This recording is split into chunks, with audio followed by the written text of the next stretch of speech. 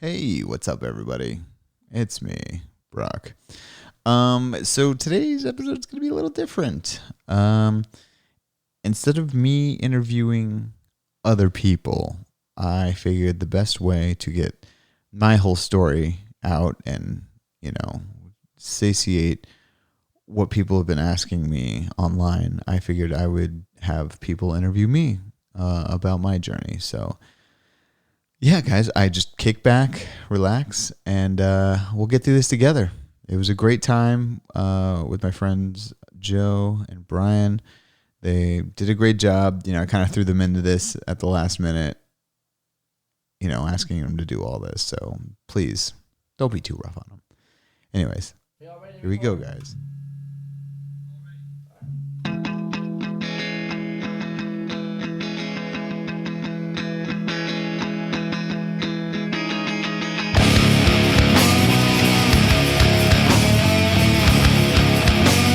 What's up, everybody? It is another miraculous week that I've made it this far. I know I'm only on episode 7, but I have stated every single time that I would point out the fact that it's an amazing thing that I've kept this up this long.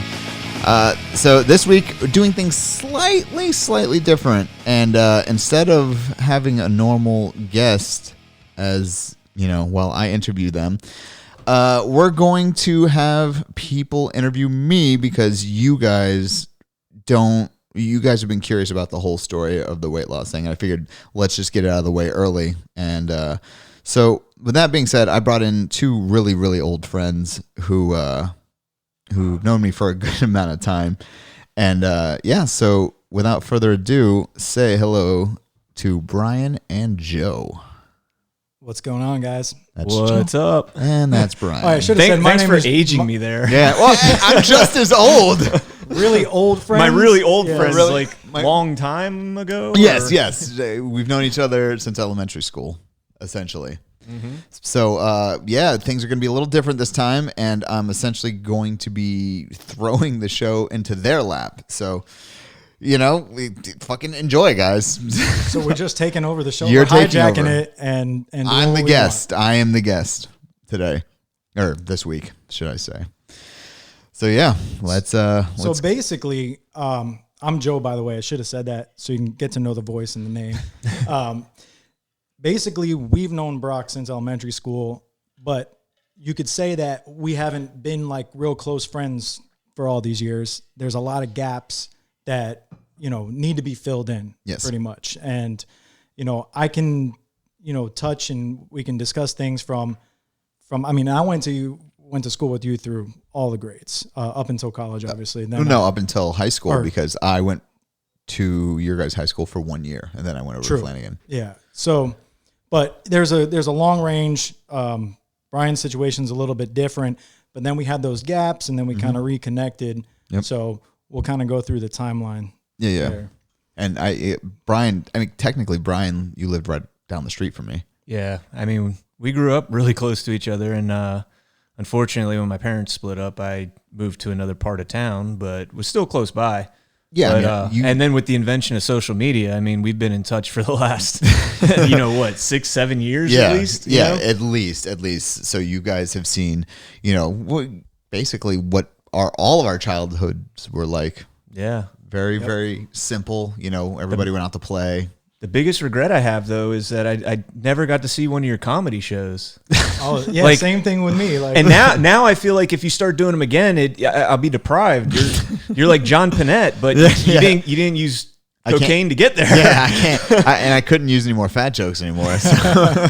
You still use them, man. You rate. Nah, you still have the card. You can. Yeah, I got the card, dude. like a former member, just like you have the military thing. To be like, I used to be fat. Yeah, just because I'm out of the military doesn't mean I still can't crack jokes on the military. So. The funniest part about that is I always tell people, I was like, yeah, my buddy who's how do I say that? Okay, so that's a touchy subject. You can say former Marine, but you're never not get away with Marine. it. But you can't say ex-Marine. If you ever say ex-Marine, they'll be like, no, I'm still a Marine. So former Marine, we'll kind of like we'll let it slide. You say retired? Yeah, you can say retired. Yeah. I want to make sure my memory's correct on certain things. When we were younger, that I was bigger, but I wasn't like my 600-pound life in like third grade, where I was like, when I was in third grade, I was 254. You know, Well, I mean, look, we're being honest. Yeah, here. yeah. You were probably you were probably the biggest kid that I can remember from then. Yeah, I mean, there was one other kid, but he wasn't that tall, so yeah, it wasn't that noticeable. And see, I was chubby myself through most of school, and really it kind of hit, I think, around third grade, and like I had this vice, and it was bologna.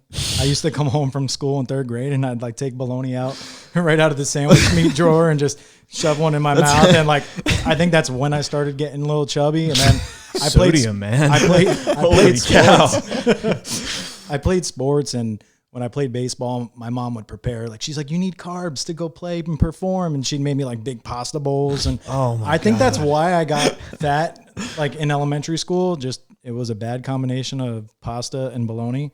But, you know, But to put it in perspective, you were maybe 10, 15, I mean, at the highest level, 20 pounds bigger than you should have been, while I was probably 50 to 70, if I had to take a guess. In elementary school? Well, Yeah, above the average kid. well, not in Above the elementary average school. I mean, 'cause- we were small, man. Like when I think about it, it's funny how this happens. When I think about the past, like I don't think about how small we actually were. Like when, I see kids now that are that age, and I'm like, I wasn't that small. That's like, exactly what I don't. think, I don't too. remember you being that small, or I was never that small. well, you know what I mean. You know what I mean. Like that age, I don't know. We felt older. But it was more like chubby. Yeah. It wasn't like the word yeah. obese did not apply.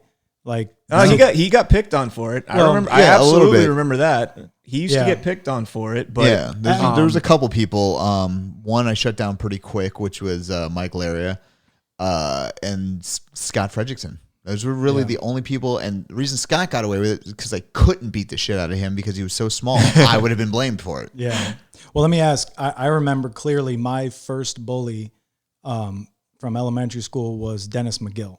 oh my god. The funniest thing about that is I've heard nightmare stories about people dealing with Dennis. Me and Dennis were always good, man. He was never joked with me. strange, He never man. made fun of me. Nothing. Me and him got along like we were friends, Yeah. but like he would just snap. I remember one time we were leaving lunch and he chased me across the friggin' lunch up on the stage. You remember where the stage was in the back? He chased me up on there. I'm like, what the hell you want to fight me for? I didn't do anything. But yeah, I definitely remember that. Yeah, me and Dennis we never had an issue the whole time. Any of the people that would pick on me didn't even really start till high school. Yeah, but I think he got picked on too, though. Dennis? Yeah, I mean, Yeah, well, that's possible. he was a first of all, he was a ginger. Yeah, he so was definitely a ginger. redheads have it, they don't have it the easiest. So, when he was a redhead, he was a typical redhead, lighter skin, freckles, and all that. And I don't know, I just don't think he felt like physically he fit in. And sometimes it's like the island of misfit toys. People that don't. I was awkward in school. Now I never had, thank God, I never had like any serious physical problems, but I was just awkward. Yeah. And I just didn't have friends. I mean, I had friends, but I wasn't like, I was never the popular kid or anything. And I don't know. I feel like when you're in that outside part of the group, you get along with other people. Like you respect the fact that everything's not perfect. No, I agree with that. You feel like there's a common ground between you guys. Yeah, I definitely agree with that. I mean, even like but I think for me, it was more of a thing where I didn't really fit into any specific group. So I didn't feel like I had a home. Like I didn't have a home base of friends. I had certain friends, and it's just, like I always kind of did my own thing, but doing my own thing led to me being alone a lot, so Joe and I were talking about this before. Like you see these people on TV that are literally addicted to food. Mm-hmm. And I think my thing was more boredom. Like I didn't have a thing to go do. I wasn't Did a you kid. do sports? Not really. See, that's But I was always outside. I always did that stuff. Yeah. That's why I was abnormally athletic for somebody my size at that point. I didn't have sports, and then I didn't pick up music until 97, but even that encourages you to stay inside, practice, just insulate, Right. get It's better, not a lot get of faster. physical activity behind it. You It's need like- exercise. It's like a lot of kids today. They're in playing video games and Yep. they're sitting Yeah. home just getting fat. There's no physical activity. Can't go anywhere without an iPad. It's a different culture nowadays, and that's why we have an epidemic in this country, I think. Well, and that was the beginning of it, I think, because that's when you would start to see like bigger kids wasn't an unusual thing. Like even bigger girls wasn't an unusual thing for people we went to school with. I don't remember getting bullied at all until like high school, where I was just like, I was already kind of hardened by the thought that could happen. That I didn't really let anything get to me that way. You still remember that type of stuff, and you took it out at the time on certain people. Like I remember getting into a fist fight with Nick Nafleotis. Really? Yeah, like right off the butt. Like he said something. I don't even remember what it was at this point. But are you friends with him now? Yeah. I was gonna say I just got shrimp from him. Like I got like he ago. literally helped me with a bee problem at this house. Like, oh yeah. But like I remember getting off the bus and he said something. I don't remember what it was, and then I was just so goddamn mad. Like he was stepping off the bus and I grabbed him by his shirt as he was getting off and I yanked him off and I was just like, fucking let's go. But he had two friends that waited for him at the bus stop who were older high school kids, and I was just like, oh man, if I try to fight you, they're jumping in, and like I'm not winning against three people. Don't you miss that though? Like I feel like in our era, just back in the day, again dating us, you used to fight with people, and then after the fight, you Everything could be was cool. friends. Friends Everything again. was copacetic. Everybody, sometimes you became better friends afterwards. Yeah. And that doesn't seem to happen nowadays. At least I don't see it or hear about it. No, it's now- when somebody fights, that's just it. Now it's like back then, if you had a beef with someone, it was you and that person and maybe a couple other people know. But now with social media, if something happens, like the whole school knows that so-and-so did something, and everybody, everybody's going to form an opinion on it. And I put myself in the position of these kids nowadays. If it would have been me today in school, I don't know how my mental state would have been, because when we were going to school, any bullying that happened, the second you got off the bus, it was done. You were done for the day. Yeah. Fucking go do whatever you want to do for the rest of the day. Now, if I think like the constant now inbox, okay, I'll just mute that person on Twitter. Boom, now you get it on Facebook. Boom, you get it on Snapchat. Like that all spreads to the school. Everybody starts messaging you and starts hammering on you. And I think that would have really jacked me up. Like I didn't start getting really, like after high school, I stayed quiet. I did music a lot. That's kind of what I was known for. And it wasn't until about 2004. Yeah, 2004 when things started getting a little sideways. Like I didn't pay attention to really much that went on in my family. Just like my dad was working a lot, he's making money for the family. And then I started paying attention to what's going on. I was like, oh, my mom's acting a little strange. That's different. And then like you start putting together the whole picture, like, oh, my mom's an alcoholic. Okay. that moment. Yeah. Okay, now I kind of have to deal with this. And I dealt with it as best I could, which was fucking terribly. And in 2006, when she died due to alcoholism, that's when I was just like, okay, here's what we're going to do. We're going to take all of that. We're going to shove it down and just ignore it for like 10 years. We're going to see how that works out. And so like literally my mom, I think, died on a Tuesday, and that Friday I was already playing a show. Wow. Like I was just like, let me bury myself in the work. Like I think we wrote 2 songs that week and played it the next time. And to put that into perspective, like it would take us sometimes 6 months to write a song.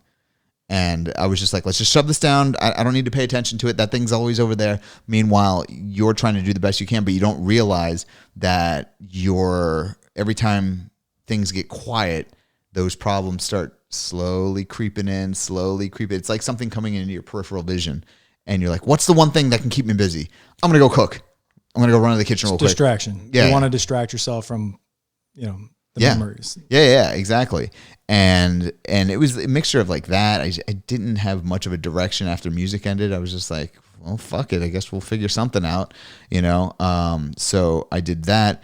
I went to culinary school, which probably didn't help it. And I was just like, what could I do? I know. I'll learn how to do this make better. The food better. Yeah, exactly. So it tastes better and I eat more of it. Yeah. So, and then I started relating everything to food. Like, so hanging out with my friends. It was like, hey, bro, let's go to the ale house. Let's hit up the ale house real quick. You went to culinary school and you still went to the ale house? Fuck yeah, man. Jesus. Look, just because you know how to be refined doesn't mean you are refined. Touche. You know, so like everything I started to do, like a friend's coming into town. Cool. Let's go out to eat. You know, oh, somebody just got a promotion at their job. We're going out to eat. Let's have a great time. Oh, Thanksgiving's coming around. Cool. We get to stuff ourselves until we hate each other. And then like that just kept going and kept going and kept going. And I'll never forget, like before my mom passed, I had a doctor's appointment and I was 298 was the last she saw me. Okay. And I'll never forget getting on the scale about a year after my mom passed away. And I was like, wait, I'm going to be like 300 maybe.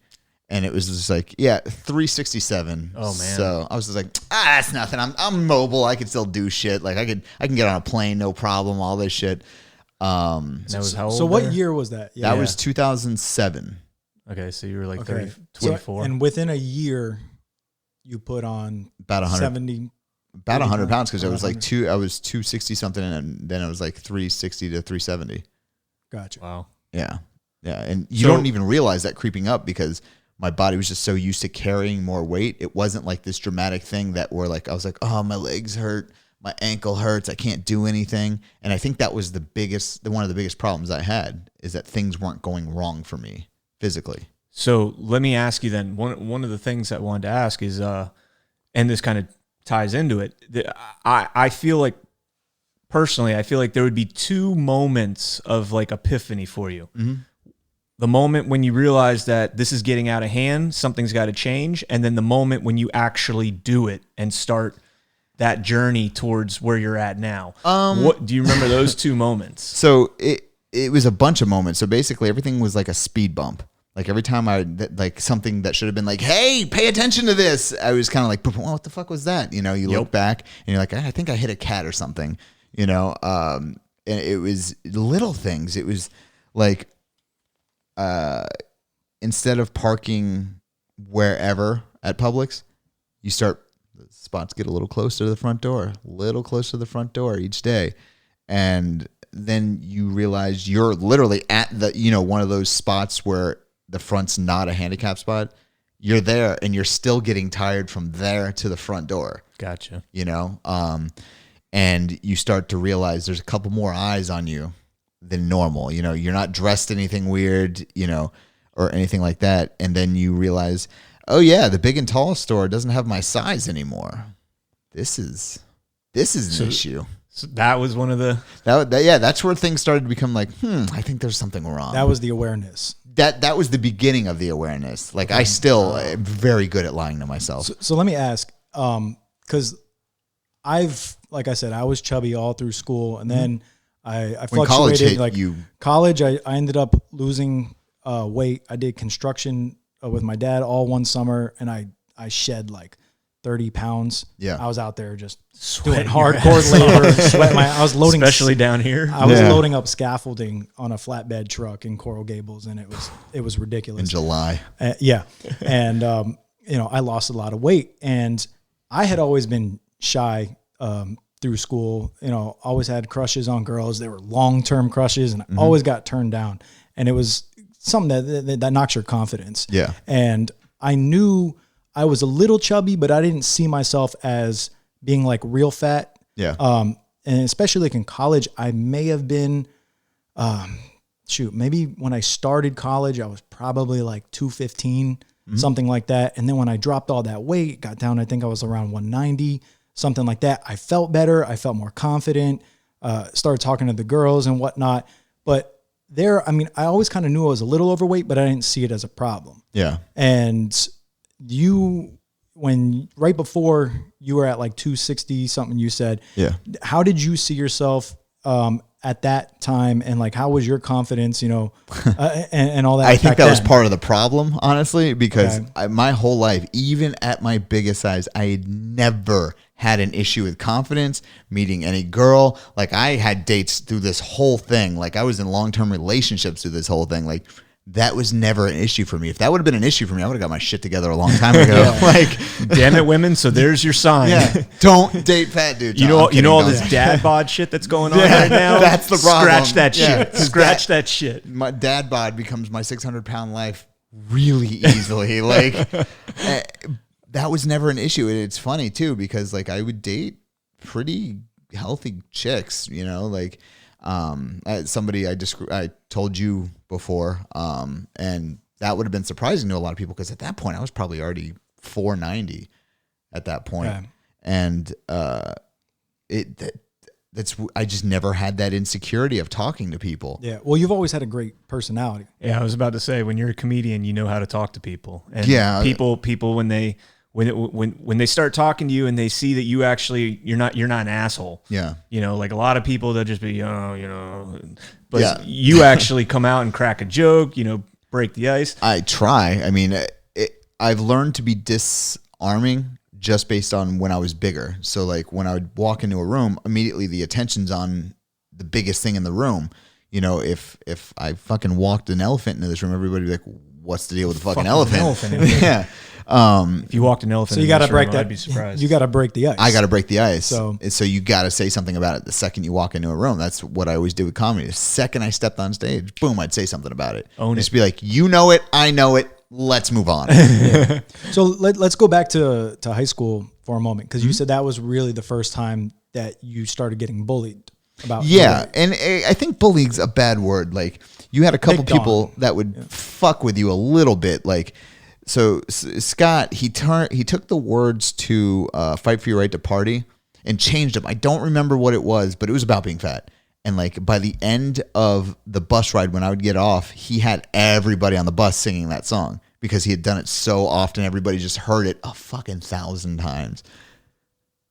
What was that look for? We rode on the same bus, right? I almost think we only lived like 2 roads down from each other, so I would think so. Yeah. It was before I got dropped off in the front of Ivanhoe, which was the bus stop. Yes. We did ride the same bus, yes. So I was just always Scott was very small. He was fucking, in my memory, he was like 5'4", very skinny. So I couldn't just exactly throw him out of the bus like while it was driving, even though that's what I had pictured. I mean, you physically could have. He'd be gone. And that's what I had pictured. And, I don't entirely blame it on those people because they don't know what they do. They have no idea that it affects anybody. You're very selfish at that age. You're just like, me, I want the attention on me. And that's how they knew how to get it at the time. So it was never one of those things where I went home and I was just like in my pillow crying or anything like that. It was just, that was not me. Like, I felt like you were a little bit of a rebel, and especially back in those days, in high school, culture was different than it is today, because you had like the hip hop people. Yeah, everything was segregated by music, essentially. Isn't that crazy? And now it's all the same. Just I don't even know what it's segregated by now. No, but anyways, you got little kids in the hood skateboarding, listening to rock music, but also rap, and it's like it's strange for us to think about that because it was so segregated. Like there was fights by genre of music in like middle school, and I remembered it clearly. Oh yeah, the skaters versus the bassers. Yeah, bassers. Anybody who liked rap was called a basser, and it was just the metalheads. It was so stupid. Like, and my whole thing was, I had no issue going from group to group to group because I pretty much liked every style of music, But the problem that comes with that is you don't really claim a home. Like nobody essentially has your back. Correct. Because you're with everybody. I think that's how all three of us were. Yeah. I think that's how all, because I grew up listening to country music and I tried to listen to rap. Like I would literally sit there and try and learn rap songs so that I had something to talk about with other kids because I listened to country. Yeah. And they're like, I still remember Chris Ramsey. Remember Chris Ramsey? Yeah. Oh, yeah, I love Chris. I let him listen one day, and I don't know why this sticks in my memory, but I let him listen to Indian Outlaw by Tim McGraw at lunch on my Walkman. And this kid's like jamming down the hallway, listening to it. And I don't know if that ever stuck or if he even remembers that. But so you were talking about how when you go in, you walk into a room and you own it. Yeah. So if you got somebody out there that's listening, that's at the beginning, if they decide to try and fix their life, and what would be your advice as far as how to own the room when you walk in? Like, because I'm sure these people are fairly shy, and that's the problem. I was never shy. So if most of the people that are going through all this body stuff, they're probably 300 pounds in high school, and they're not an offensive lineman. It's hard for those people because they've put themselves in their room all day, so they haven't developed the social skills that I had at the time. Like my social skills, I'm good. I can at least talk with somebody in any room, in any walk of life. A lot of these kids don't have those social skills, but if you do, I say you go up and talk. Be bold. Go up and talk to the guy or the girl that has the most attention put on them, because if you get along with them, everybody knows in the party, all right, you're good here. Or the social situation, you're good here. I had way more guts than I had any right to have. I would ask out anybody, no matter how good looking or whatever. Like, I just was like, oh yeah, no, this will work out for me. Never did for a while. It's one of those things. Like, I've always told people that I'm an extroverted introvert. Like, I'm cool with going out. I'll do what I got to do. I like hanging out and not dealing with too many people, though. Amen. Amen. Like, it is possible to be both. Like, yes, I want to be home. I want to be with the podcast. I want to be working out and just training and in my own little world. But if I got to go out, I'll go out, and enjoy it. Yeah, I'll put on that hat. Yeah, I really feel you on that, too, because we both had very different experiences, but similar in a way. Like, when you were doing the comedy and when you were playing with bands, you're out in these social settings in like bars and clubs. You have no choice. You have no choice. And when I started DJing, I'm very similar. I'm very introverted. Yeah, I remember. But I love to get along with people, and I love putting myself out there, but I'm shy as hell. See, I'm the shy version of you. You were able to talk to people easily. I had to warm it up, and I had to like figure out a way that I can, look kind of cool and fit in. Yeah. So like when I started DJing though, it's like you're the spotlight. You have to say something to somebody. Yeah, and like I was never really good on the mic. I hated the microphone, and I was, luckily I was really good at what I did. Yeah. So I didn't have to use the mic that much. Just keep the mix going. I was about to say, roll right in. It's one of those situations where you find yourself in a social setting and you have to deal with it. And then you like I said, I fluctuated a lot in weight too. There was times that I was really, overweight, and, you had to walk in the room and then you had to try to put this story together. It's like nowadays people do it on social media. You fabricate this image that you want people to see. Yeah. And everybody does it. Even people that are super healthy and fit and good looking. They suck in. They might get the right lighting, But they might suck socially. They might, be an asshole. They might have drug problems. There's all types of issues. Everybody creates this little facade. Yeah. It's worse now on social media today. But back then, I had to put together this story. Oh, I'm a DJ, and I got this connection. And that was my route to conversation and feeling comfortable. Yeah. And you luckily had a great personality, and you could just break the ice. Well, what I always did is I always waited for people to come to me. Okay. So, like, usually anywhere I'd go, it'd be with people that knew kind of who I was. So I'd be talking with my friends, and eventually somebody would join the circle. So if I've got 4 people in a circle and 3 of them know who I am, and there's just that one other person, you feel comfortable to be like, so what are you about? And then you get into the conversation with them. And that was always my way in. One of the things I always used to do is if I'm in somebody's strange house, I always say, that I have a very unique skill. I can tell you the weight limit of any chair in this room. And that's something I literally had, because I'm just like, I can't sit there. I can't sit there. I can sit there. Damn. Yeah. It's just these little abilities that you developed to protect yourself from busting your ass in front of a bunch of people. You know, one of the most embarrassing moments I ever had was there used to be a magic shop on Dixie Highway and Hollywood Boulevard. And my friends was like, hey man, this mentalist guy is going to be there. Let's go. It's going to be a great time. I was like, all right, cool. So I walk in. The first thing that I saw is all the chairs for the,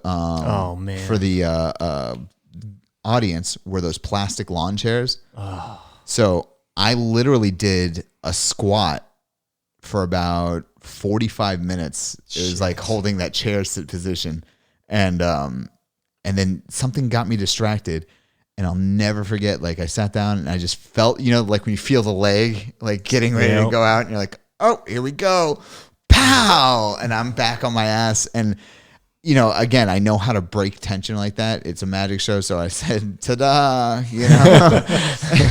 And then the magician was like, hey man, you know, we'll get another chair. I was like, no, I'll stand in the back. He's like, no. I was like, I'll stand in the fucking back. Like, you're making this way weirder than it needs to be right now. Like, it was always other people that made it a weird situation for me, for anything that would happen. It was, you know, I always felt that people tried to cater to what I was doing or what I wasn't doing.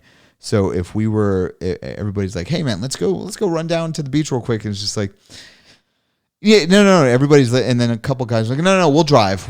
Brock, come with us. You know? And then you put it together in your mind later. You're like, oh, you did that because you didn't think I would be able to walk that far. That's what it was. Okay. I appreciate it.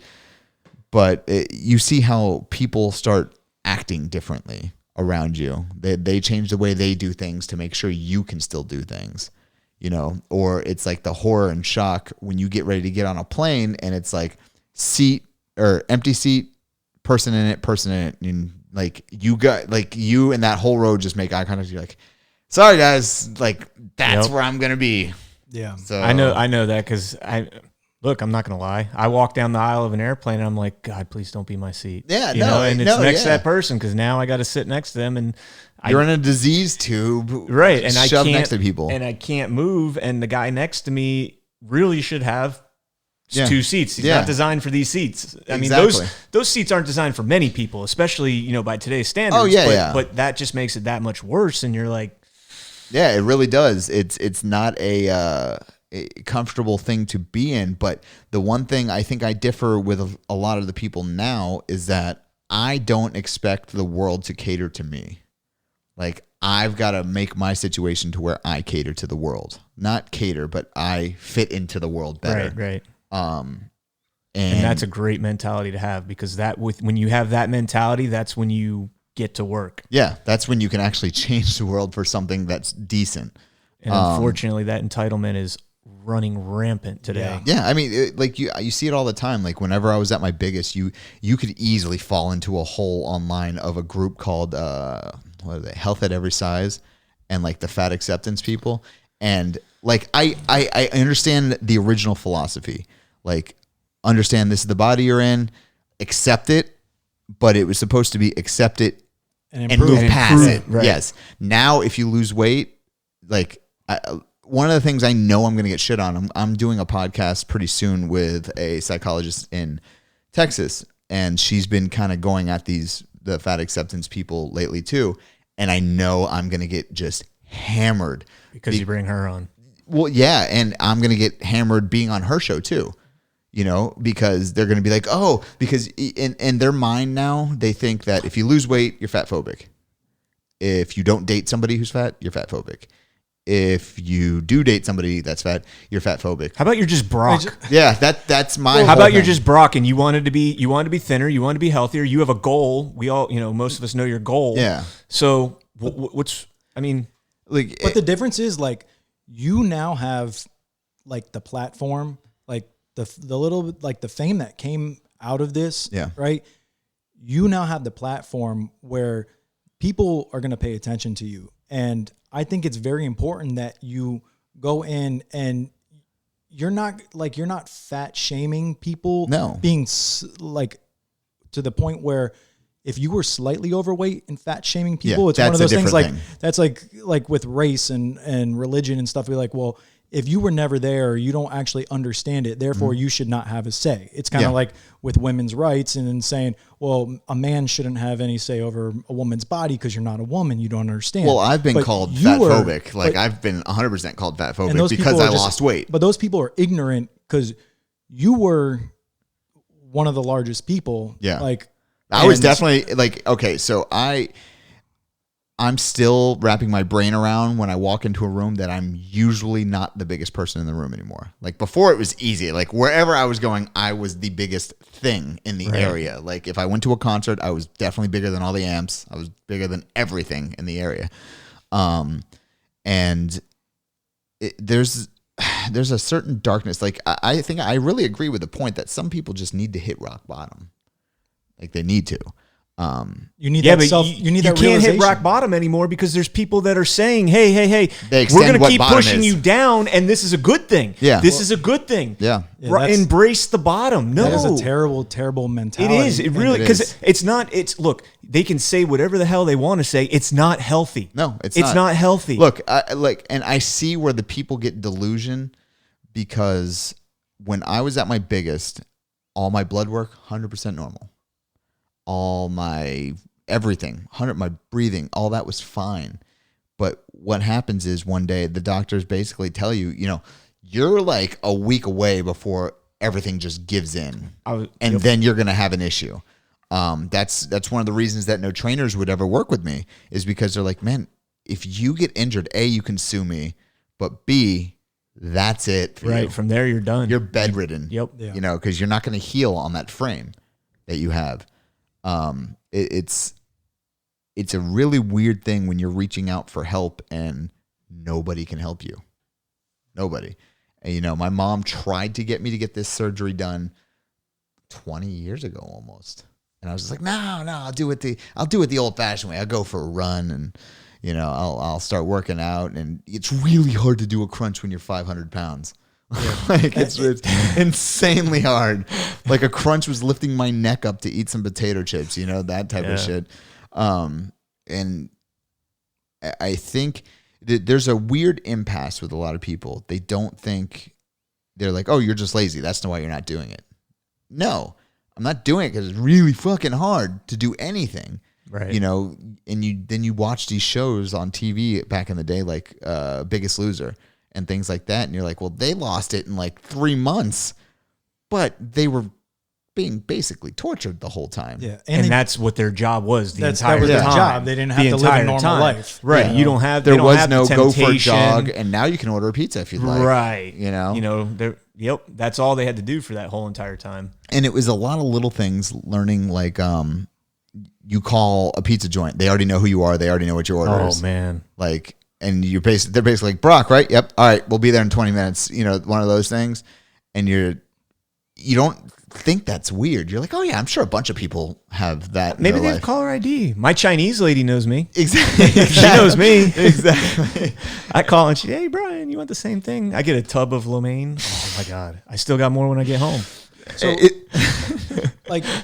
when you started, when the realization first started setting in with you, and when you were 50 or so. Yeah, well, the realization was I was definitely in the 400s when the realization where I was just like, oh yeah, maybe it's not the world that's fucked up. Maybe it's me. So then, and what did you peak at? 525. Okay. So that's what I was gonna say is like, from the time you realize you're overweight. I mean, we don't want to use the word overweight. I don't care what word you use. You say fat. I don't give a shit. No, well, because overweight is. That's at least it's relative. It's relative, yeah. And it's quantitative. Like it's anything over what you're we supposed can go to be. Medical. I mean, correct. Morbidly obese. That's exactly where I was. And dude, I think this is a right podcast with you. Yeah. I'm gonna say fat. Yeah. If people get butt hurt, I'm sorry. No, I have no problem with saying the word fat, but like being overweight, at least in my terminology, that means you're just a little bit over where you like should you're 10, be. 15 right, pounds. So, right. Like that's little gut. Yeah, that like right now I got my dad bod, my little beer belly. I mean, I weigh yesterday I was 200 even. Yeah. And the thing is, when I was at my highest, I was like 238, right? So I'm lower at where your highest was. And then like 4 years ago, I was down like in the 180s, and I told myself I was never going to get over 200 again. Yeah. But then like a couple weeks ago, I was like 210. You're like, shit. And I was like, Quarantine. it was more of like a wake up call. I was like, damn, I'm starting to get up there again. I said I was never going to go over 200. I got to start getting on my shit. Your problem is you have the facial hair that covers any sort of face fat that would be showing. Yeah. you got no double So chin like there. my goal is I made a bet with a friend of mine Yeah. just recently and said, look, by mid-January, we're going to weigh ourselves. We did the body fat testing and everything. And I'm like, my goal weight is to get back down to 180. And we're having a competition, a little friendly bet here, plus a little bit of money. But it's like I'm going to get on it. I'm going to make sure I get back down to that weight. Yeah. Put money on it and Joey will do it. But it's like, it's scary to think how easy it is though to slip. And when like a few years ago, I was hovering in the 180s. Yeah. And then, I got in a relationship with a beautiful woman and like I got a little The fat and happy, so like I crept back up Yeah. a little over 200. And then when I looked down and I saw, I was like, damn, 210. That's not cool. I said I was never going to do that. People again. don't realize how easy it is to gain weight. So all you have to do is being a plus 500 calorie surplus a day.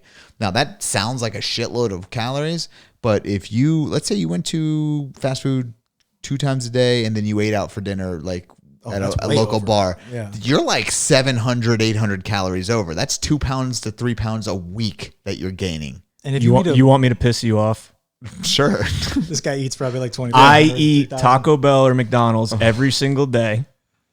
And I'm a stoner. So like every night when I go home, when I'm done for the day, I smoke weed and you obviously get the munchies. Yeah. The more and more, like I don't gain weight. And I'm the opposite. The only time I gain weight is when I'm in the gym working out. Yeah. And I go up. The most I've ever weighed is 195 pounds. And that was like a year ago when I was working out. I stopped working out and I lose weight like crazy.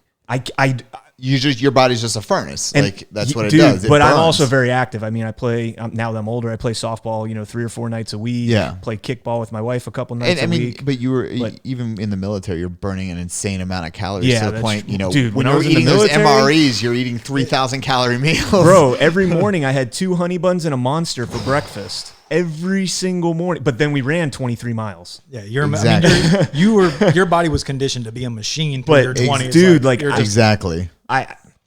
Excuse me.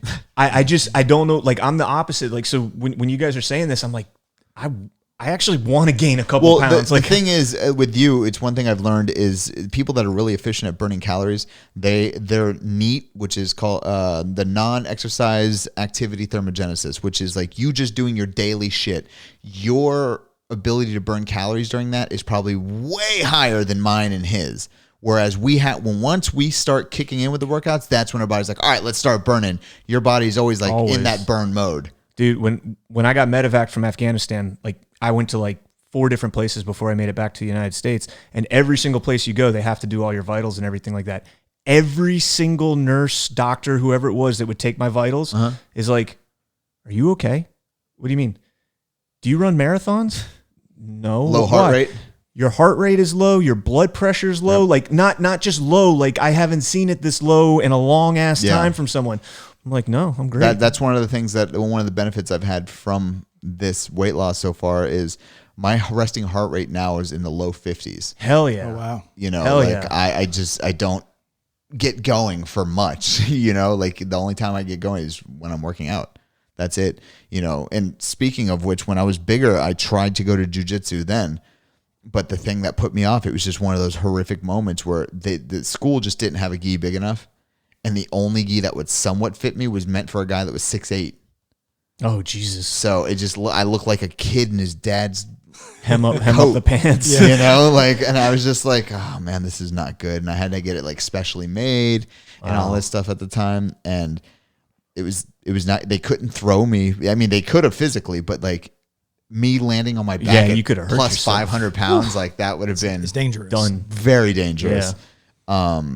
And again, it's just like these little things that just start stacking on top of each other where you're like, I think there's an issue and I think it might be me. Like, and then I was in that room watching my 600 Pound Life. Like the show I think had just started or it's like in this 4th season at the time. I was watching and I found myself criticizing him like, dude, why don't you just fucking get up and go do something? Walk to the goddamn mailbox, do something.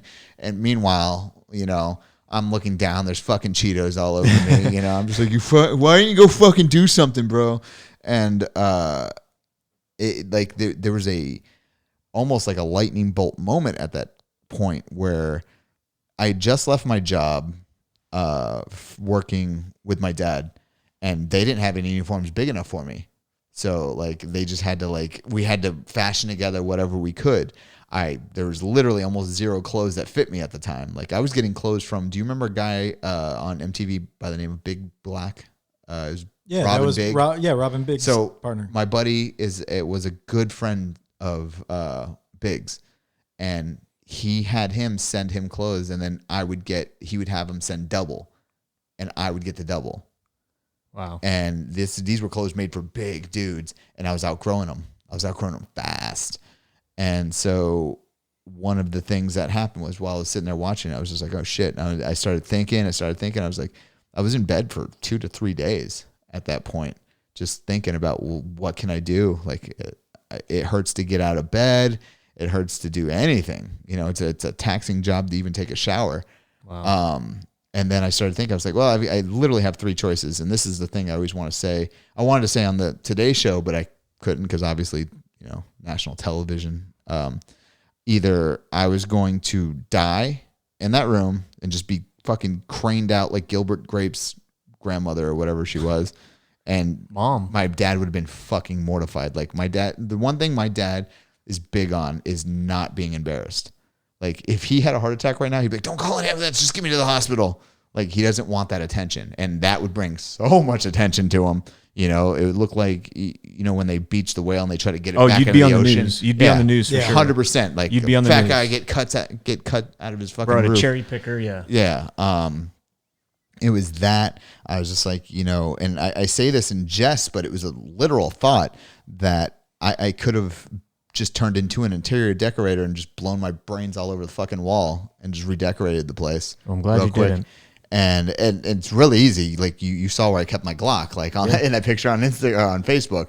Like I could have just been like, all right, see ya, pow, and that would have been it. And that was a long thought. I was just like, okay, if I do that, there's 2 possibilities. Either that's it, or you know, I fuck it up, and now I'm stuck that way. You know.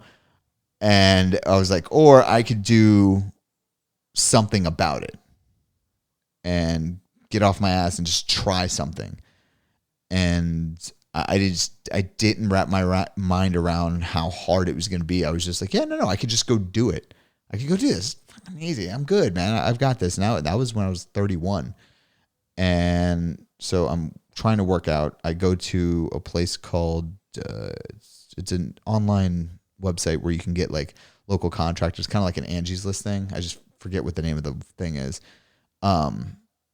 So I look up trainers. I meet the only trainer that would meet with me just based on our initial interview was a kid.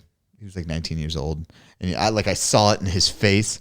Like, oh, shit, when he met me. Yep. Like, he's just like, oh, fuck, either this is going to be the biggest success story that I'll ever have in my career, or the guy's going to fucking die on me. So he had me doing squats, and which is not that hard, especially now for me. But like at the time, weighted or just your own body weight? My own body weight. Okay. Yeah.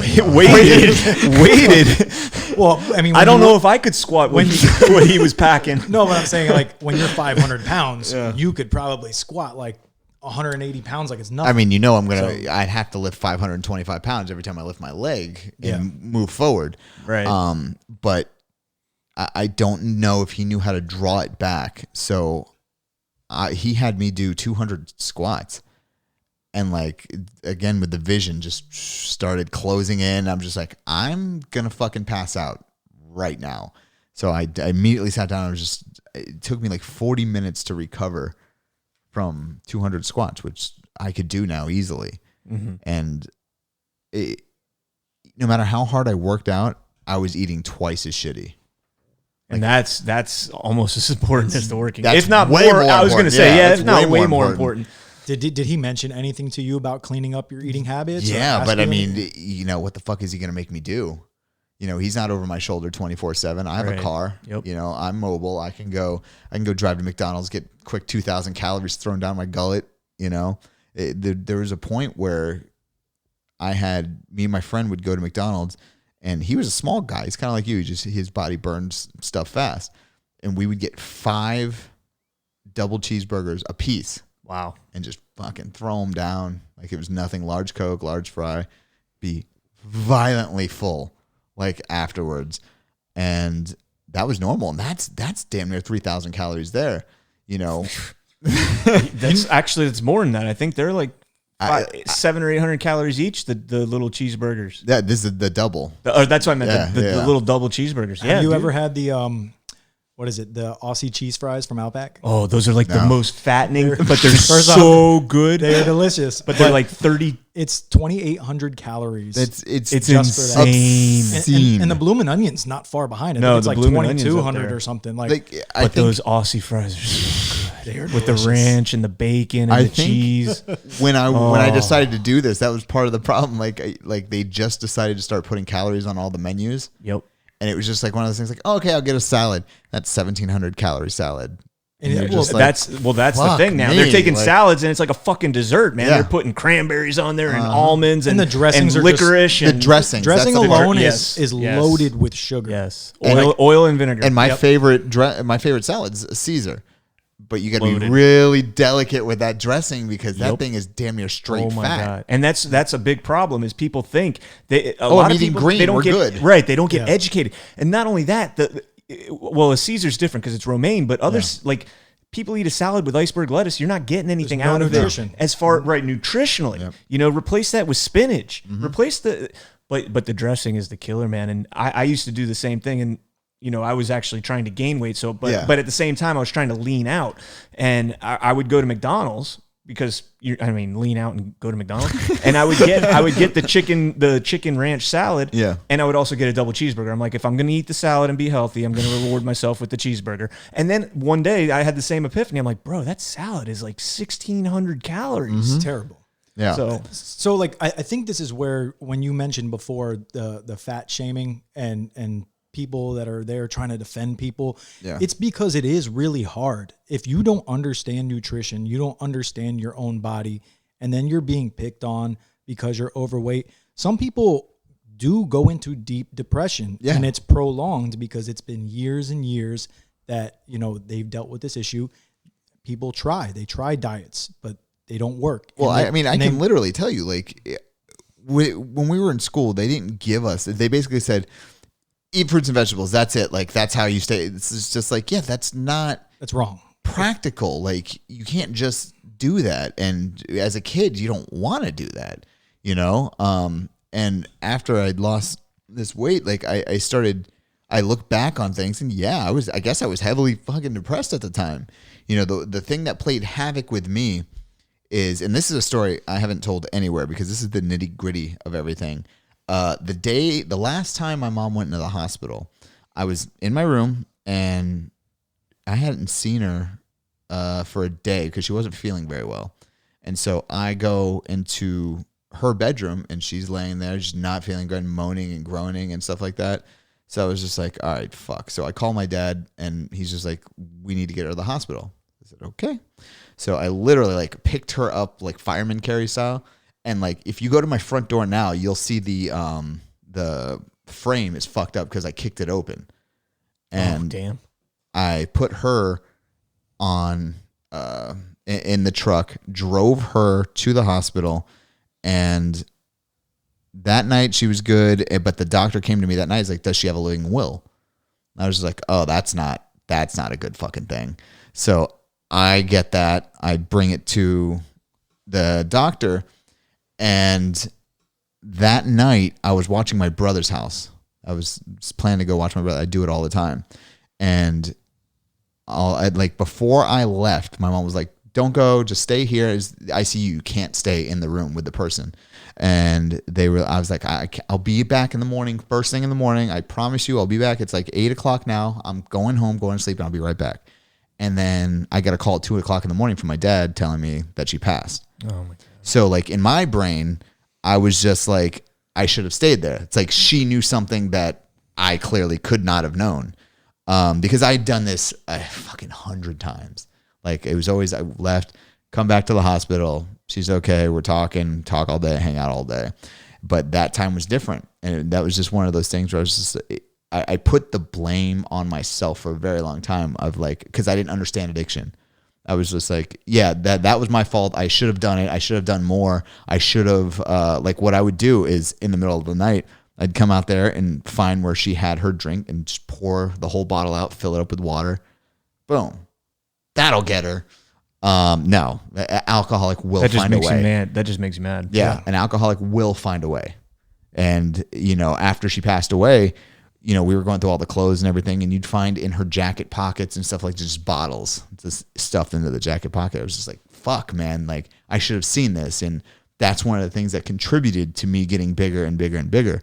Because I was just like, well, I guess this is my fault, so I guess I should treat myself badly.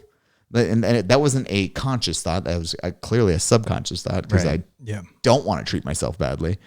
So when I made that decision to start getting healthier, I started dealing with that at the same time. So I was fighting like a two-front war.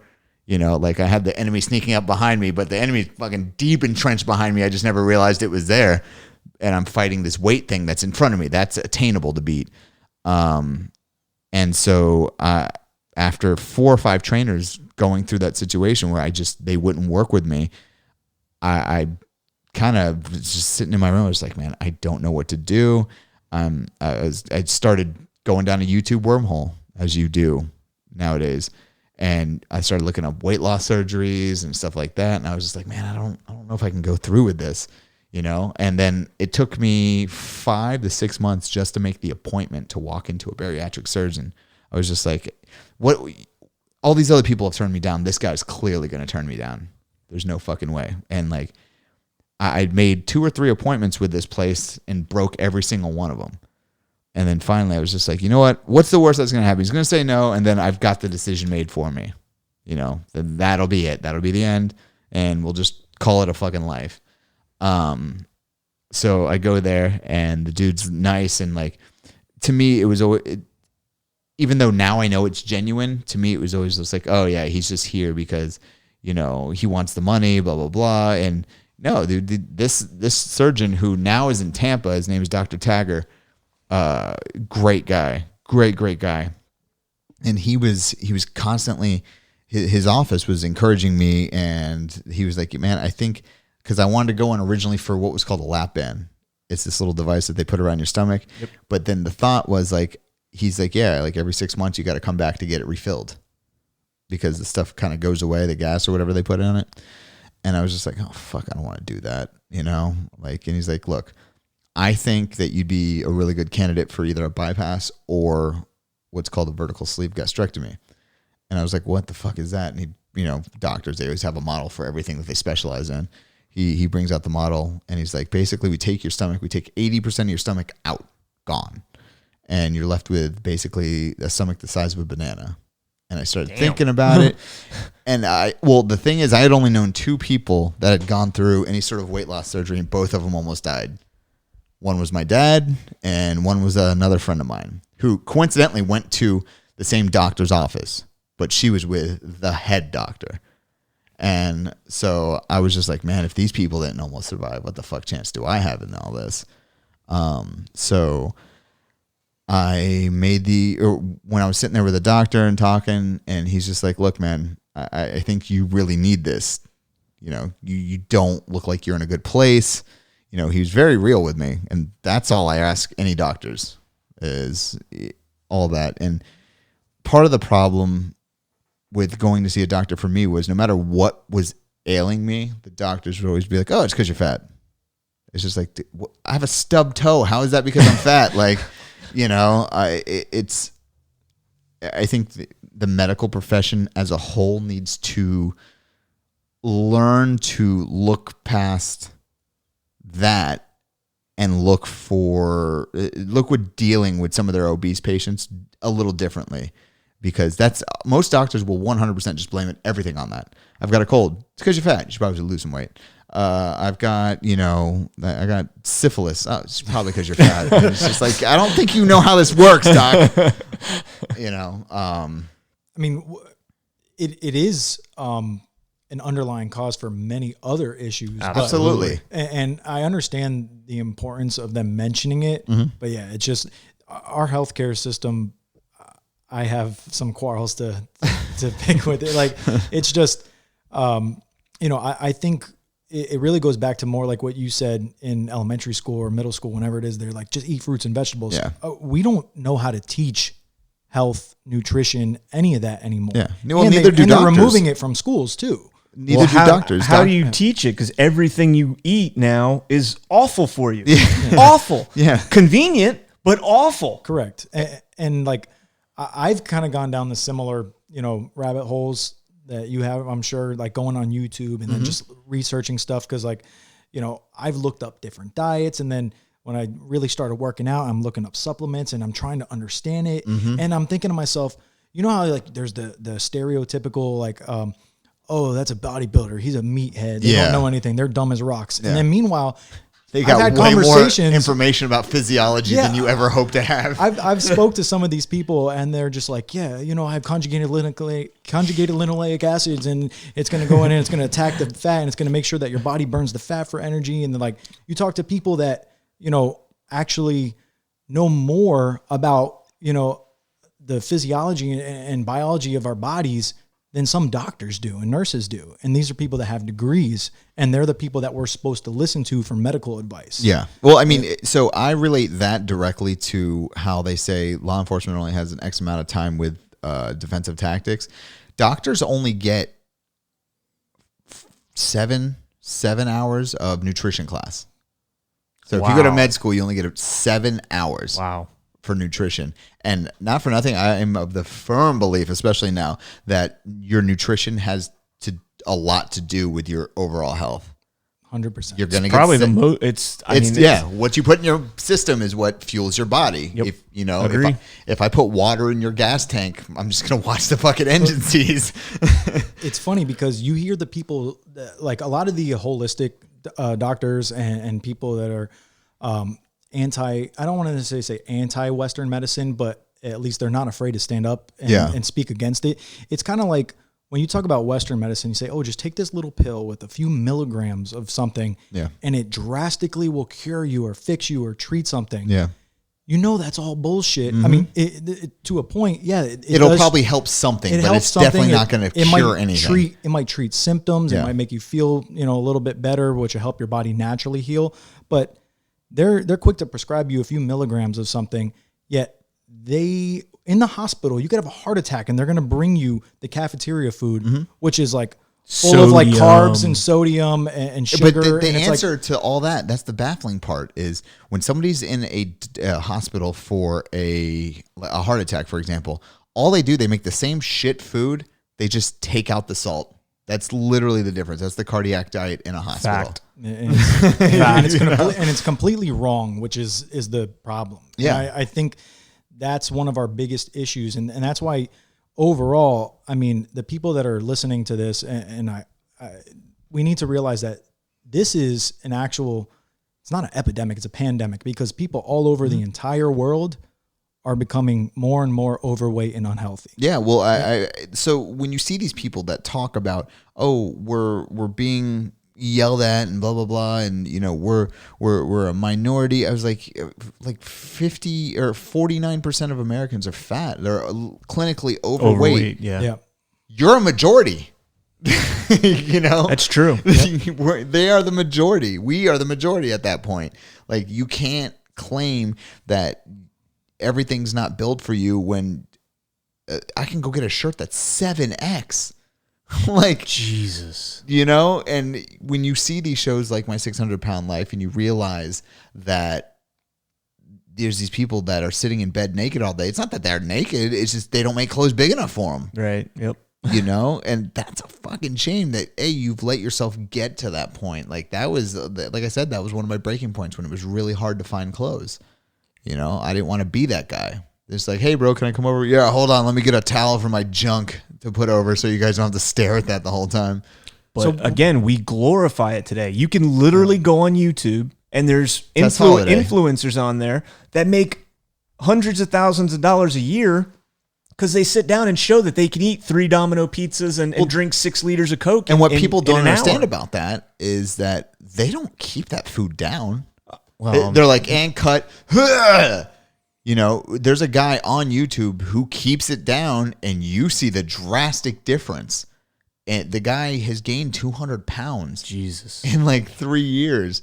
And it's because he keeps all his food down. Whereas all these like fitness gurus online, they don't. They oh, no. I'm talking about the fat people, the 400 and 500 pounders that do it. Oh, yeah, they keep it down. They keep it like they're doing it because, I wasn't talking about the workout guys. I mean, that's, nobody thinks that they eat a whole pizza and look like that. You know, you don't have a 6-pack eating a whole pizza. I'm sorry. Or they could do it once, but they're not doing it every day. Right. Well, they're not eating for 3 days and they're going to work out, 16 times. Back in the day, like I used to be able to eat, if I ordered from Domino's, it was literally a large pizza, just boom, boom, gone.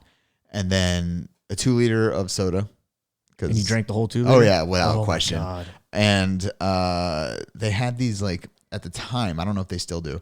They had these little chocolate lava cake things. Oh yeah, Both because they came in packs of 2, like in the little boxes or whatever. Boom, boom, throw those back, and then breadsticks. Like, damn, that's a meal for a whole family, bro. That's your calorie intake for the day, and you've gone over. Did you always love soda? No. You know what's funny? So I've thought about that, and it's just like fast food. Like I didn't really do a whole lot of it until I got a car. And it became convenient. Yeah, it became really convenient. When you're hungry, you hey, don't bro, I'm go coming to your fridge. house. I'm going to drop at McDonald's real quick. What you want, Yep. Yeah, see, I was lucky. I never really liked soda. Yeah. I liked club soda, but yeah, luckily there's no Who sugar. the hell doesn't like soda but likes club soda? I'm a strange That guy. is a Who little likes broken. club soda? That Wait, is a by little- itself or like with cranberry and vodka? No, straight Oh. seltzer water, club soda. Like Oh my God. A little bit of lemon or lime is You nice. glutton for Yeah, punishment. Jesus fucking Oh my Christ. God. I don't know what it is, but I just like the refreshing little crisp bubbles. But I never liked soda. I always thought it was too sweet. Well, that's a good thing. And, Yeah, that helped you out a lot. Yeah, and that's probably why, like I said, at my highest I was 238, and I never went over that number. Probably because I was aware that I was overweight. Yeah. Even now at 200 even, I still am like, damn, I'm overweight right now. I need to get back down. Yeah. 180 is where I want to sit comfortably. But like it becomes so easy, like you said, the convenience of taking in all these sugary, sodas and drinks. And that's why I asked, because soda is one that is a culprit for many people, and it's hard for people to cut that. And then they substitute it with Diet Coke and use all the artificial stuff, but that's still that's even healthy. worse for you. Correct. I mean, it's not bad for your weight, but for everything else in your body. Yeah, it's not good. But and then it's kind of like leads me into talking about drinking alcohol. Yeah. And like I was DJing, you were playing and performing, at comedy clubs and nightclubs, playing shows, and it's really easy to drink and then have all like either a beer, which is full of carbs, or you have alcohol mixed with sodas and other sugary sweet stuff. Yeah. I mean, that's one of the most difficult things to cut, I think, when you're trying to fight this battle head on. Well, it's funny because so when I would play shows before playing, never took a drink. Before, the most I would do is one shot, just boom, throw it back. All right, let's go on stage. Let's do this, My drink has always been even a low soda drink. My drink of choice still to this day is a Long Island. It's just, let's throw liquor and then just a little splash. Just a little splash of soda. That's all. Do you get carded when you order that? Jesus, Long Island? Yeah. Who the hell drinks those? Oh, me. Like we used to go. So where I used my God. at my biggest, I would go to my friend's office, who was at the time, his office was literally about 800 feet from the front door of the Cheetah in Pompano. And so we'd go there for lunch. And by the time I've left, and because of my size, it wouldn't affect me that much. I've had 10 Long Islands. Holy Jesus. Boom, boom, boom. It didn't even faze me. Yeah. Did not even faze me. Like the only time that I can say I got like destroyed with Long Islands was when I lived in Tallahassee. There's a club up there called Bullwinkle's. I know And Bullwinkles. I think it was Tuesday, it was $20 for all you can drink. So they gave you like a Flanagan sized cup and they would just fill it up with whatever you wanted. And I had like 7 of those of Long Island's, and I was fucking gone. Damn. Like destroyed. But I had been drinking those from a pretty young age. Over at the Culture Room, they were giving me drinks when I was 16. Yeah. You know, she was just sharing, just here, bam, boom. And it was always a Long Island. I don't know. It's just what stuck. clicked with me. Yeah. God. My respect level for you just dropped just a tad, not It's much. straight liquor, But though. just a tad. Like if you would have said like, like Jameson and ginger or something, it would have went up a little bit, but you went down just a tad. Yeah, but you know what though? The thing's straight liquor with like I the know, but idea it's of so coke in it. terrible. My brother's 21. Yeah. 21. No, he's 22 now. And when we go out, we'll go to dinner or something, and we all get drinks. My dad will get a beer. My wife will get a beer or something, and he'll order like a sex on the beach. I'm not even kidding. And my wife It's a is bad time to take a my sip wife. right there. Yeah, dude, I almost got you at the perfect time. My wife bartends a couple nights a week. Yep. So she's been bartending in nightclubs for a long ass time, and she looks at him every single time, and she's just like, she just shakes her head. Yeah, this isn't a visual medium, Yeah, but yeah. she just shakes her head at him. Yeah. But see so that, bad. I understand that's just a weak drink overall. Like, there's not too many people that'll drink 6 Long Islands and be good. No. Like usually, I don't even know if I could drink one, dude. that's a tragic end to a night usually at that point. But yeah, liquor was never a big thing for me. It was just consuming sodas and sugars and not even necessarily like candy, but like bad McDonald's buns and things like that. Like, I have nothing against carbs, dude. Every single morning I eat fucking French toast. I have nothing against carbs. But but you also are active. Yeah, now. Right now. Yeah, now. You're active. So, carbs are fine if you're active. Yeah. It's weird when you think back to how I felt. Like, I thought I felt fine. Now, when you look back, you're like, oh, yeah, I was fucking miserable. Like, I wasn't fine. I didn't feel fine. Like, any day that I woke up, I was just like, okay, I'm good. I'm good right justifying it in your now. head. Yeah. Like, food is the worst thing to have a problem with because you still have to have it. Right. Exactly. Nobody's on heroin. It's like, bro, I just take a little bit of heroin every day. You don't need to survive. Yeah. You don't need heroin. Well, at that point you do, but at no point in your life does your body say, I have to have heroin. Yeah. Like from the day you're born, your body says we need nutrition, we need food. Yeah. And the less nutritious the food is, the more food you're going to want to eat. Yep. I would just make shit up. Like, you take Eggos and put fucking cheddar on it, throw it in the microwave, boom. What the yeah, exactly. What the hell? Exactly.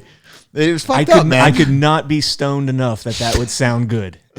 I mean, anything sounded good because carbs expand in your stomach and it makes you feel full quicker. Nobody likes to be the guy that's just hungry all the fucking time. Right. And when I decided to go through with this whole surgery, it was daunting because I'd never gone through a surgery before this, ever. Never had a surgery in my life at that point. And I was just, it was daunting, like going to the psychologist. And then every step you took was just like, is this when they're going to say no? Is this when they're going to say no, it's all over? You're not getting the surgery? And then I had that moment where the doctor's basically like, hey, I need you to lose like 20 pounds before, and we're going to weigh you on the day of surgery. And if you didn't drop that 20, that's it. No go. We're canceling.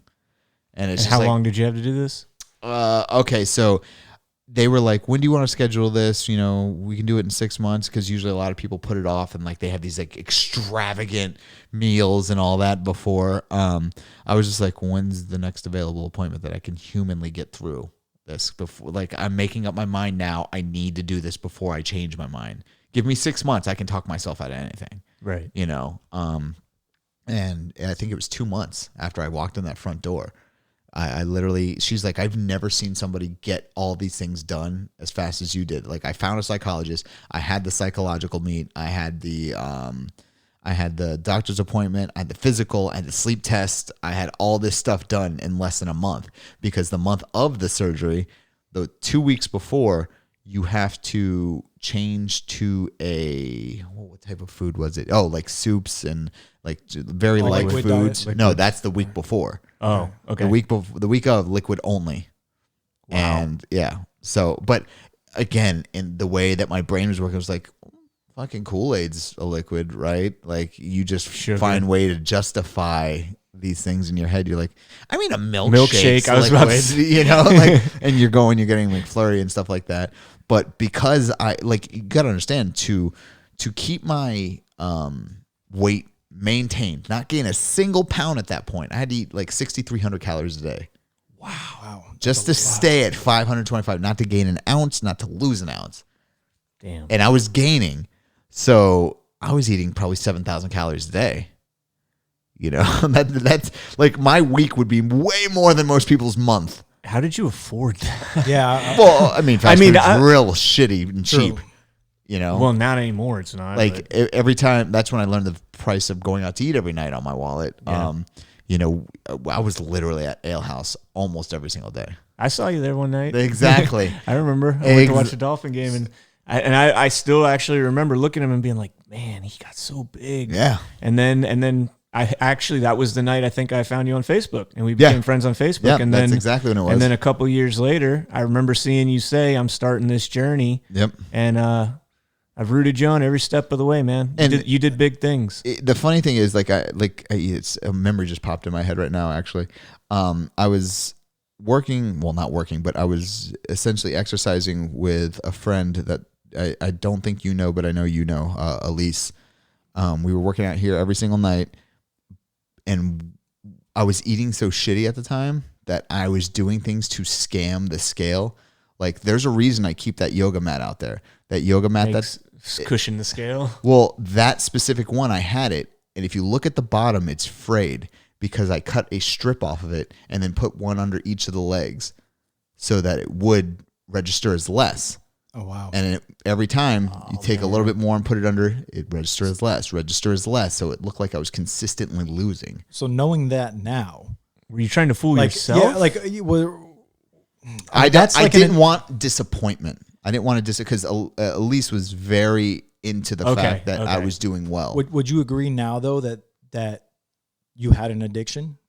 Like, I think it was a light addiction more than it was like a addiction. It was a boredom. It was, I'm just comfortable with this. Yeah. You know, this is how I've lived my life. You know, like it wasn't affecting anybody around me. And I know that that's usually a big predecessor or indication that it's an addiction when you start turning things down to go do your addiction. You know, when people are like, "Hey man, come on out," and you're like, "No." But it's like when you're cheating the scale, you're cheating yourself. Oh, absolutely. It's what you're really doing is lying to yourself about. I was looking for the appreciation of somebody to be like, "You did a good job."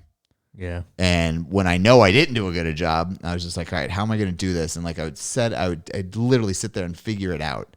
And like, you didn't want the disappointment. Yeah. I didn't want somebody else just losing faith in me because I had said I was going to lose weight before, but I had never really committed hard to it. It was an esoteric idea that I was like, that'd be nice if that happened. That was going to be one of my questions is, you know, prior to going through the surgery and then, you know, the big 180 you have just pulled. Yeah. Like, how many other attempts did you actually make? Oh, a lot. I mean, honest attempts where I actually did it, like none, but I attempted many, many times. Like I have pictures in my phone from 2015 that show the whiteboard I have on there. I had ridiculously unrealistic expectations.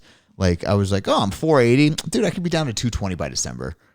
And that was like 7 months. I was like, there's no fucking way that's going to happen. Like, and when I always had this thing where I'd put crazy unrealistic expectations on myself. And when I failed, I was like, well, I guess it just wasn't in the cards for me, you know?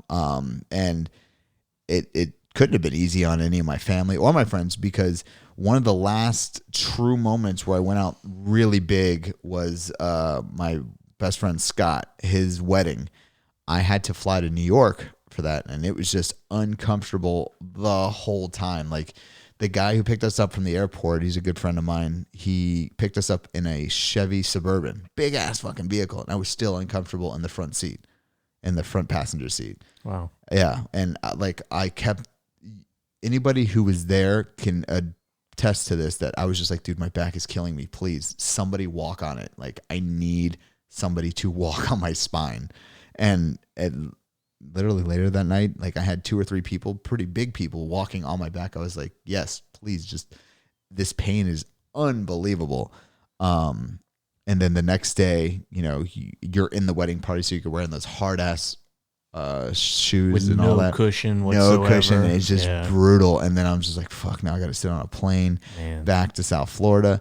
And that was the first time I ever saw like I took off my shoes when I got back to here, and like the sock was like embedded in my skin. Like, you let go and it looked like I was still wearing a sock. Like my legs were so swollen from the altitude change. Wow. Yeah. And that was a crazy thing. And I was just like, God damn, I got to get my shit together, because this is not working. Like, there's no bed I can sleep in. There's nothing logical. Like, the bed that I had at the time, like, I had to get a special frame from Amazon and all that shit. No scales were weighing me anymore. So that's why I just didn't know how much I weighed. I was just like, I guess I'm 460. The last thing I remember. Those things never triggered like oh shit, I got to do it now, because no, because you can justify a lot of dumb shit in your brain, especially if you're me. Like, I'm very good at convincing myself something's a good idea. If you weren't having problems socially and all that, yeah, like, you know, it's like nothing ever, you know, you never have that motivation to change. Yeah, well, and when I'm sitting inside and I'm realizing I haven't seen my friends in 3 weeks. I haven't seen my friends in 4 months. That's weird. I haven't seen my friends in a year and a half. Yeah. Maybe it's me. Now, at the time, because like this is obviously during the gap, we didn't really speak as much. Yeah. So did anybody real close to you at the time be like, yo, you're getting way too big? Like, no, because I'm concerned about you. I think they were hypnotized the same way that I hypnotized myself. Because when I was hanging around my friends, it was every single day. So it's just like, it's like, that's who he is. No. It's just like, if you have a kid and everybody's like, he's gotten so big, you're like, has he? Oh yeah. I see him every day. I don't really notice it, you know?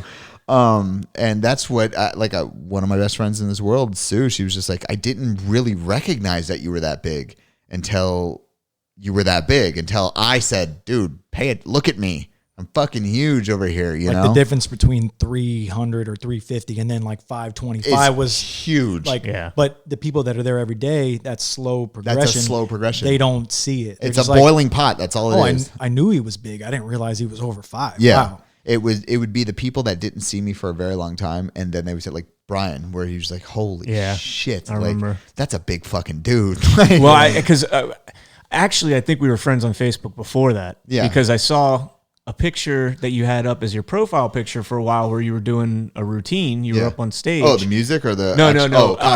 Comedy. You were up on stage, and I was like, okay, he got kind of big. And then I saw you in person at Ale House, and I was like, oh, man, he got really big. Yeah, I think the picture on Facebook, the comedy one, I think you were in like a lighter colored button down or something. Like, baby blue. That was the one where I realized, damn, he got big. Yeah. Mm-hmm. Yeah. So do you think that you would have been able to do it without the surgery? No, there's no fucking way. Okay. Because it's so crazy. So when I had that surgery done, I remember going into the hospital or the operation area, and they gave me the medicine. I fell asleep. I woke up, and they were like, yeah, so I knew something went wrong, because I went at 1. I was supposed to go in at 1 o'clock. The surgery before me was just taking a little long. And so I wound up going in there at 2:30, because there was a clock in the operating room. So the last thing I saw was the clock said 2:30. The surgery was supposed to take about an hour. I woke up, it said 8:45. Holy shit. I was just like, what went wrong? And they were like, you had a bleeding issue. So usually when they do this surgery, they have 5 incisions. I have 8. Wow. I had 8. Some of them are cut off now. And that was a scary moment. I was like, oh shit, I almost died. Like that's crazy. Like, I was bleeding pretty heavily.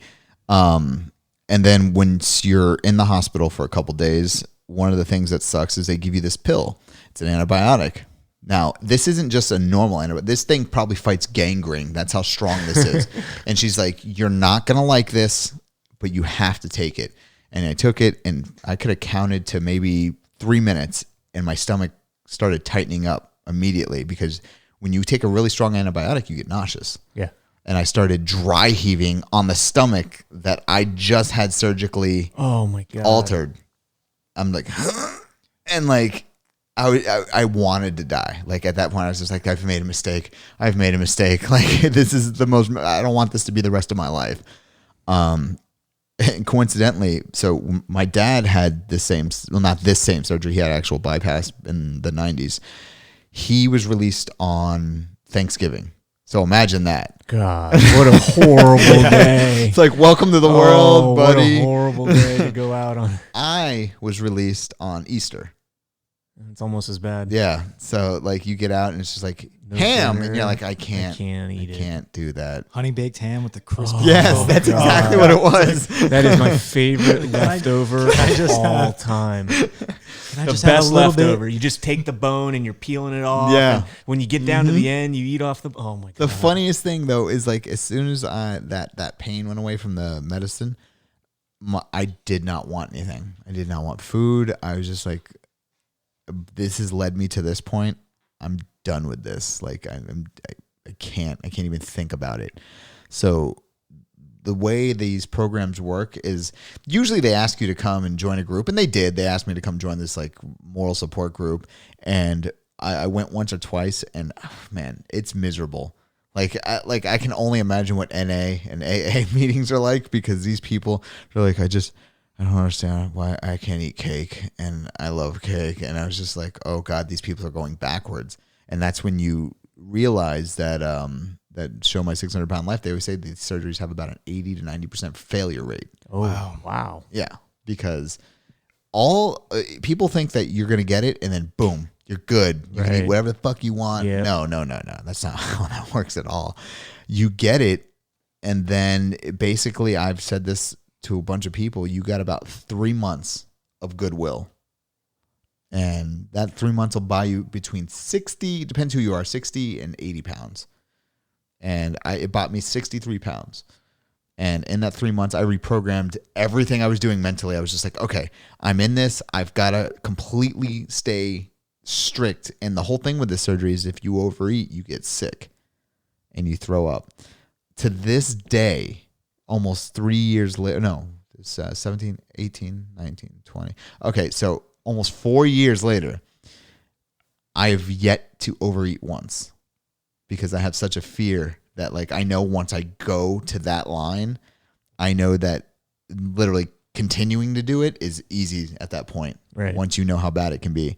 I reprogrammed my brain completely, and the first real night I had out that I gave myself out after the surgery. My surgery was in April of 2017. July of 2017 was the Metallica concert down here. I was there. And that was my like present to myself. I was just like, I'm going to go and I want to be down 100 pounds before I get there. I was down 99.3 pounds. I was like, that's a fucking win. Yeah, I'll give you that one. I had yet to figure out how to eat though. And that was part of the problem. Like I was there and then my vision started getting blurry and I started feeling faint.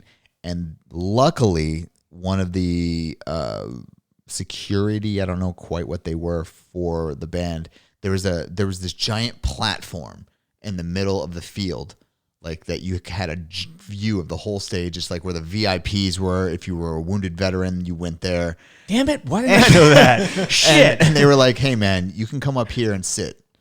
And I sat there for most of the concert. I saw you. I saw you. I remember I sent you a message. I was up like, in the dude, club. I am the giant thing on this gray square. That concert sucked. Other than the fact that it was Metallica. Yeah, the Metallica was part so terrible. For where you were, it was terrible. Oh, it was good where you guys were? Oh, dude, it was crystal clear. I have videos bro, still. That stadium is awful. Metallica wasn't bad because they filled it up, but when Avenged Sevenfold and Volbeat was playing, it was so bad. But I remember giving myself, I was just like, all right, we're good. Like I was happy that I was able to go do that. I was able to stand up the whole time. I was good. I maybe sat down 15 minutes the whole concert. I still couldn't be in like a tight, heated crowd, like up, because I started the concert up against the rail, but it was just so hot and my body had so little nutrition. I was like, all right, can't be here anymore. Yep. Summer in Miami. Yeah, exactly. In a concert with all those people. Yeah, it was brutal. Ugh. So I had to learn how to eat again. And so I used to work for a company that put together concerts, and we put together the concert for Coldplay at Dolphin Stadium. And I was lifting one of these guardrails up, and the lightheadedness just hit. I was just like, oh shit, I've got a guardrail in my hand. And I like literally threw it down, and like I almost passed out on the fucking field. Wow. And I was just like, hey, the paramedics checked me out. I was good. My heart rate was normal. My blood sugar was normal. And I was like, oh, thank God. I didn't want to develop diabetes after I lose a little bit of weight. And then there was a harsh reality when I hit about 120 pounds lost. My weight just stopped.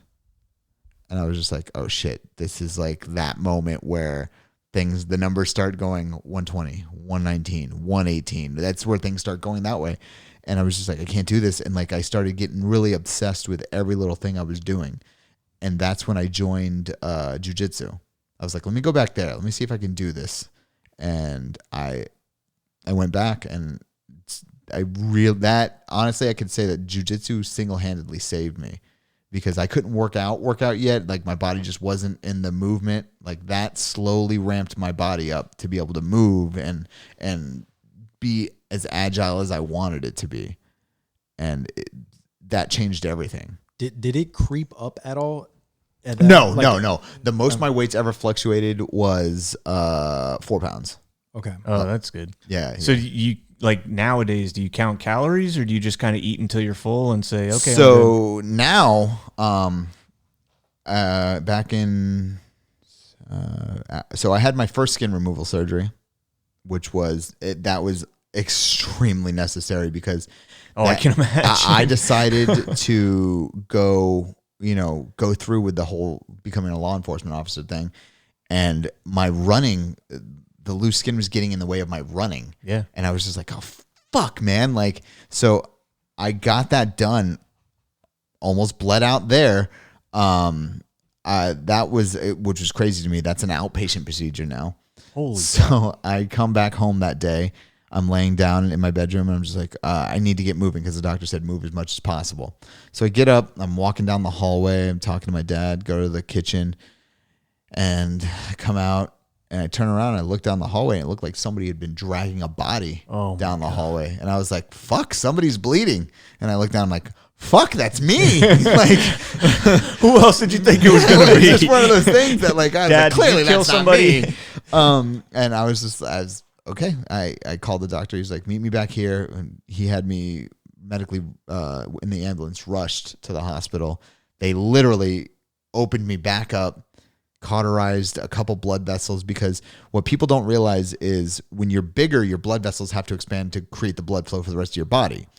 When you're smaller, they don't just like cinch back up and everything's good. No, they slowly get smaller. So if I would have cut you in the same place that I had the incision, the blood would have been very small, but mine was more like a fire hose. It was just like flowing out pretty heavily. So hit my carotid artery? Yeah, exactly. Like, I'm gonna die. I got 12 seconds. They cut me open. They cauterized the vessels, and again, in the hospital for 2 days, got out, healed up, and then I was able to move so much better. It wasn't even funny. A year later, I was my back. I was just like, oh, I need to get that done, because that's starting to get in the way now. So I went back again, had the work done, get back home. I'm here with my girlfriend, and at the time, and I sit up, and I'm just like, babe, I feel like there's water running down my back. No. I was like, do me a favor, look back there. And she's like, yeah, you're bleeding. And I was just like, motherfucker, man. Like, and I literally stand up, I call the doctor, and I'm just like, hey, man, I'm bleeding again. And he's like, all right, come on into the doctor's office. So I go into his office, and we take the wrap that they give you, the pressure wrap. And once we take that off, I have no problem seeing blood. Does not bother me, whatever. she lifts it up like, like she just caught a bass and she was just really proud of it. She's like, look at this fucking shit. And the next thing I know, the doctor's like, Brock, wake up, man. Brock, wake up. Like I had what's called a vasovagal reaction where your brain just pass out. Yeah, it gets overwhelmed and passed out. And technically I was passed out. Like my brain was off, but I was still awake. And all the doctors or all the nurses in this place are very small. And they were trying to hold me down because I was trying to stand up. And the doctor's like, dude, if he stands up, he's tearing everything. Oh, damn. And then we've got a real issue on our hands here. So I luckily came to before I was able to stand up and fight everybody away from me. Went to the hospital. Same thing. But the worst part about this was this July. So it's COVID. So I'm in this hospital by myself. Just kind of staring around, just like, oh, fuck, this is the worst. Like, nobody was allowed to come see me. And get home. Thank God I recovered from that. And since then, I had a small stall in late July. And I was just like, no, we're not going to do this. Let's actually get to a way of eating that's really sustainable for me.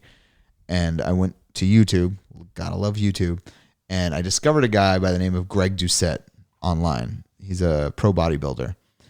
And he was pushing this way of eating, which was low calorie, but extremely dense foods. Like the foods that I eat, if you ate them, you'd be full for half a fucking day if you ate like a normal portion of it. And that's where I went. He's just like, man, you can have this. He had all his cookbook and everything. He's just like, you can have this French toast every single morning and you're going to be fine. And so every morning, even to this day, every fucking morning since July, it's been this French toast that's extremely low calorie with my breakfast looks like dessert. It's got this 0 calorie Walden Farms chocolate syrup on it. No fucks given, and just fucking throw it down. And I am so goddamn full that I don't want to eat until and I eat at like 4:30, 5 o'clock in the morning. And I don't eat until 9, 10 after that. And then I don't eat until I get home. So what's like today? What is your typical so eating? This morning I had the French toast. 9 o'clock comes around. I have a bag of Orville Redenbacher Smart Pop. Literally 100 calories a bag. Throw it down. I'm good. 12 o'clock or 2 o'clock rolls around. Throw down another bag. I'm good. Get home. I eat, I'm going to say it's probably 2 cups of egg whites with salt, pepper, and some Cholula. I'm fucking good for the rest of the night. And then I'm just drinking. Jesus Christ. With BCAAs. With but I'm taking like BCAAs and protein shakes every now and then. Oh, okay. Yeah, not all the time. I get one. I usually take one a day. But my French toast in the morning has protein powder in it. Okay. That's part of the formula. So that's what makes it so dense. That with the egg whites, there's no egg yolks. And the BCAAs just kind of trick you into not feeling hungry. Well, the BCAAs, it's flavor for me. Okay. Like the only things you use the flavored kind. Yeah. So the only thing I drink is water, iced tea, and Long Island's. Long Island. C4, the canned C4. Okay. 0 calories. And I like live off of that pre-workout. You know what I'm saying? Jesus Christ. And do you sleep? Yeah, I do. Not sometimes not so much, but yeah, my body keeps going. And every day you guys have seen it on social media, like 2 weeks ago, I was like at 241 and now I'm 232. Yeah. It's just like down. Dropping. Hell yeah. It's one thing I tell people, weigh in the morning before you eat anything. Just weigh in the fucking morning because that's your true weight. Yes. If you weigh at the end of the day, you're plus 4 or 5 pounds of what you started your day at. Yeah. Then it also depends if you have that morning number 2 that you got to take. Yeah, exactly. You want to weigh right after that. 8 ounces. And, as of right now, I'm 232. I am technically 8 to 10 pounds or 13 pounds away from my original goal. My original goal was 220 to 225. Okay. That's not my goal anymore. My goal is 210. Okay. So, Wow. yeah. And when you get to like 215, you're going to be like, nah, it's 205 or it's 2. No. 210. My head is way too big for like to ever even think about the ones. No, as soon as How tall are you again? 6'1". Okay. As soon as I hit 210, I'm gonna slow down on the cardio and just go with the strength training. Okay. Hell yeah. I do a lot of strength training now, but like that's when I'm really gonna start getting into lifting heavy and things like that to build more muscle. Like I've built an incredible amount of muscle now. Like the shirts I wear, it's mind-boggling to me that I went from 6X to this shirt's a large.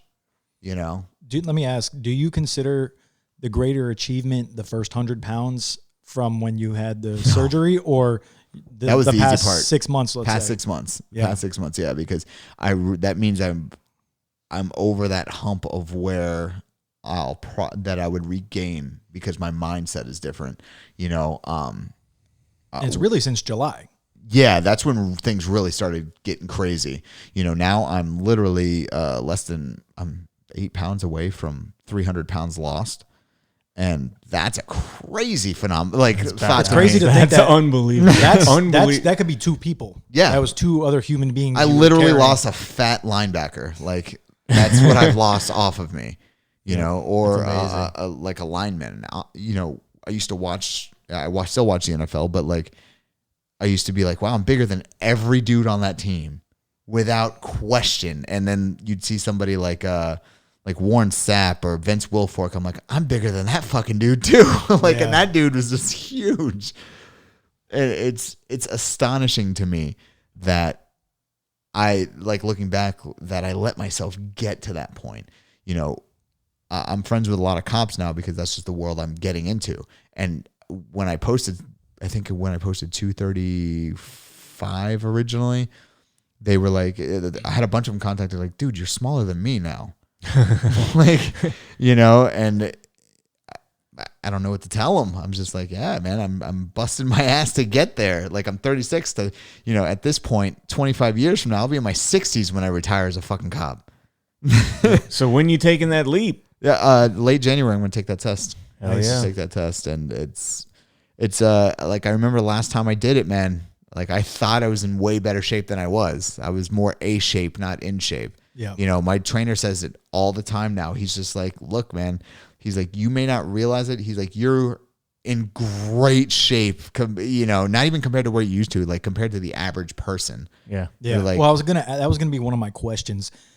When you look at other people now, do you judge them and say, oh man, this guy's at a point where he might be going too far? Or like, do you want to like, even like there's this thing, there's this thing in your mind that says you should intervene on this. Yeah. But then there's this thing in your mind where you think when you were that size, when somebody would come up to you and be like, hey man, fucking surgery, blah, blah, blah, you'd be like, dude, fuck off. Like, I don't want to hear this bullshit from you. Like, you know, you're so, because you take it as an affront.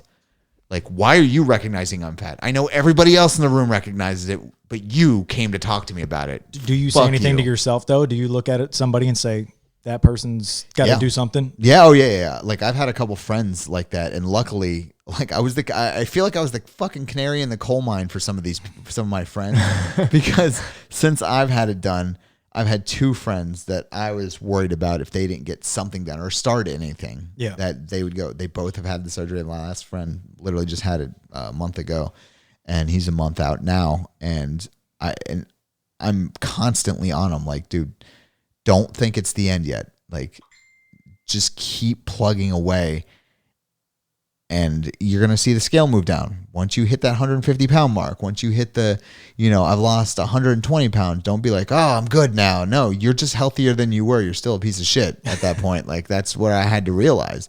You know, you have to get obsessed with working out. You cannot be stagnant. You have to find something that keeps you moving. Like, yes, the police thing is keeping me moving, but every goal I have after that requires me to be in shape. Whether it's getting my private pilot's license, getting skydive certified, getting scuba dive certified, these things all require me to be in decent shape, you know, and not to go back to where I was. Like, I could not, no, that's just not going to happen.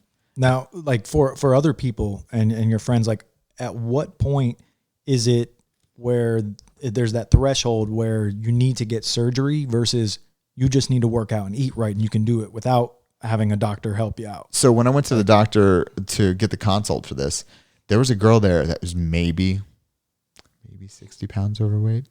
Maybe. And I was just like, why the fuck are you here?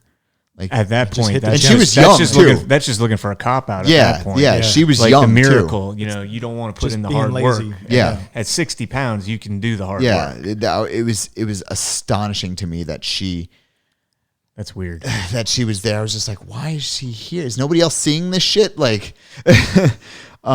it's got to be to where that's your last option, because like I know people who've lost weight that didn't go that route, and you know, you kind of look at them like they're eating whatever they want. They could still eat whatever they want. They could still have, you know, go with their friends, have a crazy meal, and that's not my world anymore. I can't.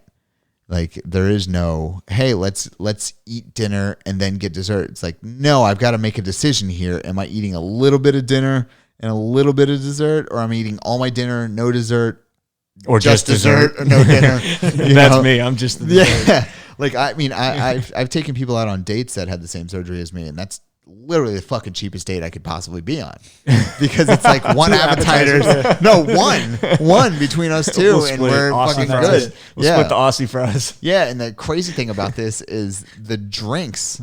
Like, so if you go out drinking with me, it's this crazy thing to watch, because I will order a Long Island. I'll drink it. That's crazy I enough. will be That's crazy enough. bottom of the barrel fucked up for like 3 minutes, and then boom, I'm back to normal. What? That's kind of awesome. Yeah, my stomach's so small, it just passes it through real fast. It's It like, get it out. Yeah, but isn't that your liver that has to do that, and your kidneys? Yeah, but it metabolizes to your stomach. Oh. My stomach literally goes trashed, sober, trashed, sober. Like That's kind of cool, actually. Yeah. I mean, I don't drink that much anymore. Yeah. I prefer weed, obviously, Yeah. but that'd be pretty cool. it's an interesting thing. Hangovers? No, I've never been prone to hangovers though. Oh, okay. Well, that doesn't count then. Yeah, that doesn't count at all. Well, hangovers just get worse as you get older. So. Yeah, wouldn't know. It's never been. I haven't been drunk in like 10 years. That's fucking crazy good, actually. But it's been a weird experience figuring this out, and like it's hard.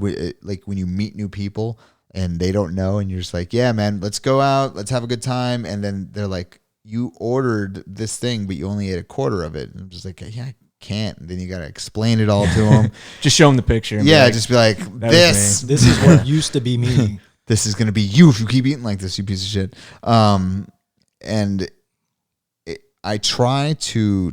I'll talk to anybody that was in my position or is in my position that I was in, and try to help them. Like when any of this stuff went viral, my inboxes always get flooded with people that are where I was, and I feel bad because the only good information I have is you just got to put in the work. Yeah. You know, you can wish, you can do all this, but you got to put in the work. You got to stop eating like shit. And that's not, and I understand because my head was there. Like, that's not what you want to hear. No. You want to hear that the surgery is going to fix everything. And a miracle. That's like, look, I've gotten a lot of shit about being in a surgery. Like, if you look on Reddit on any of the pages that I had, it's like, oh yeah, he worked his ass off. You mean his surgeon worked his ass off? I'm just like, I don't think you get what I did. That's kind of why I posed the question: at what point would you recommend surgery? Because if somebody's at Last like, hope. even when you were just big but not, I mean, you probably still at like 280, 290 were considered morbidly obese as far as doctors concerned. But at that point, you're just a big guy, and you could work it off. Yeah. If you're like under 300, but then You can work it off if you're like 350. Yeah, and below. it's probably somewhere around over 350 when there's a major concern to your health. And I think the red line for a lot of people is 4. Okay. Once you hit, or actually, it might be 5, because even 4 you can work your way down. That's why that show's called My 600-Pound Life and not My 500-Pound Life. They could find way more people to fit the My 500-Pound Life. But 600 pounds is like right when the average person is probably going to be bedridden. they can't do much. They can't play with their kids. They can't do whatever it is they want to do. That is like, for everybody, 600 pounds is the fucking end. You are rounding third. You're coming home, and I would think if you can figure out a way to work out, do it. Please do it. Like, go swim in a pool for 6 hours a day if you have to. But if you have no other options, you've literally tried everything, go talk to a surgeon. Those guys work miracles. They really do. And they want you to be successful. They do. And the most important thing I could tell people is you got to get the negative people out of your life. Because there's a lot of negative people that are just like, they're kind of waiting for you to fail. They're hanging around on your Instagram or your Facebook page to be like, he's going to fail any fucking minute now. And I get to go, I told you it wasn't worth the work that you put into it. Yeah, you don't need those kind of people in your life. Yeah, I mean, nobody does. No matter what it is, I'm sure, when you were done with the military, you had people like just waiting for something negative to happen with you. Because they had a problem with the military, or they had a problem with, any of the wars or conflicts or anything like that. I'm sure those people existed. Anytime you do something wrong, that's the first thing. Like, if I went out and got in an accident, drunk driving, they'd be like, man 32, former Marine. That's exactly what the kills man, and while you were in, it's even worse. If you do something while you're in, they don't even put, man or whatever. It's Marine. Marine kills 3 people in drunk driving accident, or, something like that. There's just a lot of people that they're not happy with themselves, so they go to seek and put negative energy on other people. Yeah, and it's just a deflection. But good. I was gonna say there's just so many haters out there. No matter what you do, whether you're a business owner, people are hating on you, wanting you to fail. Mm-hmm. Whether you're like former military, whether you're police. Look at, especially in today's society with police. Yeah, I mean, people the question are I get more than police. anything else is why would you get into this right now? Why now? It's like, and it's the same thing I tell everybody. Right now is the best time ever to get in. The people that are going now want to be there. This is not. I mean, that's good for society. So absolutely. And those are the people you want to work with. But at the same time, they start to get desperate because people aren't going, and so they have to scrape the bottom. That happens. So too. you got both ends of the spectrum, and they're glaring. You don't have much in the middle. You got the guys that shouldn't be there, and you got the guys that really, really, really want to be there. Well, that's why you really need the good cops to point out the bad apples. And, and weed them out. And of course. And I think. It happens a lot more than people think. And I've said this repeatedly, that a lot of people, it's just every time they fire a cop, they don't hold a press conference about it. Right. They're not like, we fired Officer London. Well, they're also unionized, so it's correct. Really it's difficult. It's just like, shut up, just get rid of them. Instead, you put them behind a desk or something and say, you're off the street. Yeah, that happens often too. Part of the thing that you're talking about with the haters, and this is something that we're having as a society, is people feel this freedom when they're online, that there's no ramifications for what they say. You don't have to worry about saying, hey, Brock, you're a fat piece of shit, and not getting knocked the hell out for it. Like, I remember one of the big pushbacks on Facebook was it like 3 years ago when they made you use your name? Oh yeah, you couldn't use fake names anymore. They're back on that now. You couldn't use an alias, which is fucking like horrible as it is. It's kind of necessary. People don't get ballsy and start coming at you when your name's out there, and I can associate your words with your thing. Right. Like, again, if they had to do that on Reddit, I would have probably not received one negative fucking comment. Yeah. Well, that's why those are the worst places to pay attention to comments and stuff like that. That was part of my problem. I made it a point when any of these things started going viral that I was like, I'm going to respond to every single comment, good or bad, or I'm at least going to like it no matter what. Yeah. And you start getting into discussions with people when they're like, like I said, your surgeon did a good job. And I don't come at them like, hey, fuck face. No, I don't do that. I basically tell them, look, man, it helped. I'm like, I don't know if you think I got lipo because that's what you're saying I got. I was like, you can't remove that much fat from a human being. You remove like 10, maybe 20 pounds. I was like, but that's not what I did. And they're like, oh, well, and usually when you explain to people, they back off pretty fucking fast. They're like, oh, I mean, I didn't mean it like that, and blah, blah, blah. It's like, no, I know exactly how you meant it. You wanted to minimize the accomplishment. Yeah, because they have their own insecurities. Yeah. They're jealous to see you succeed at something. And I think or they just miserable people. Yeah, I think that's part of it. Like a lot of people got mad because I didn't go looking for this virality. Like the post that originally went viral has no hashtags, has nothing. I posted it for the people in my like my 500 people that followed me at the time. That was it. That's all I did. And then fucking boom. And one now person picks it up. And and now every other week I'm getting new followers from Thailand, from New Zealand, from all these places all over the world because they're getting a hold of the story. Like it fucking really exploded whenever the Daily Mail got a hold of it. That's when that was inconceivable to me. You know, when you have a Today Show producer contacting you on Instagram like, hey man, can we talk to you? And I'm just like, I don't know if this is real or not. And then they started emailing me. I was like, I guess this is real. You know, I think one thing that a lot of people are having a problem with that I've said a bunch and I get a lot of shit for, I was like, 2020 has been good to me.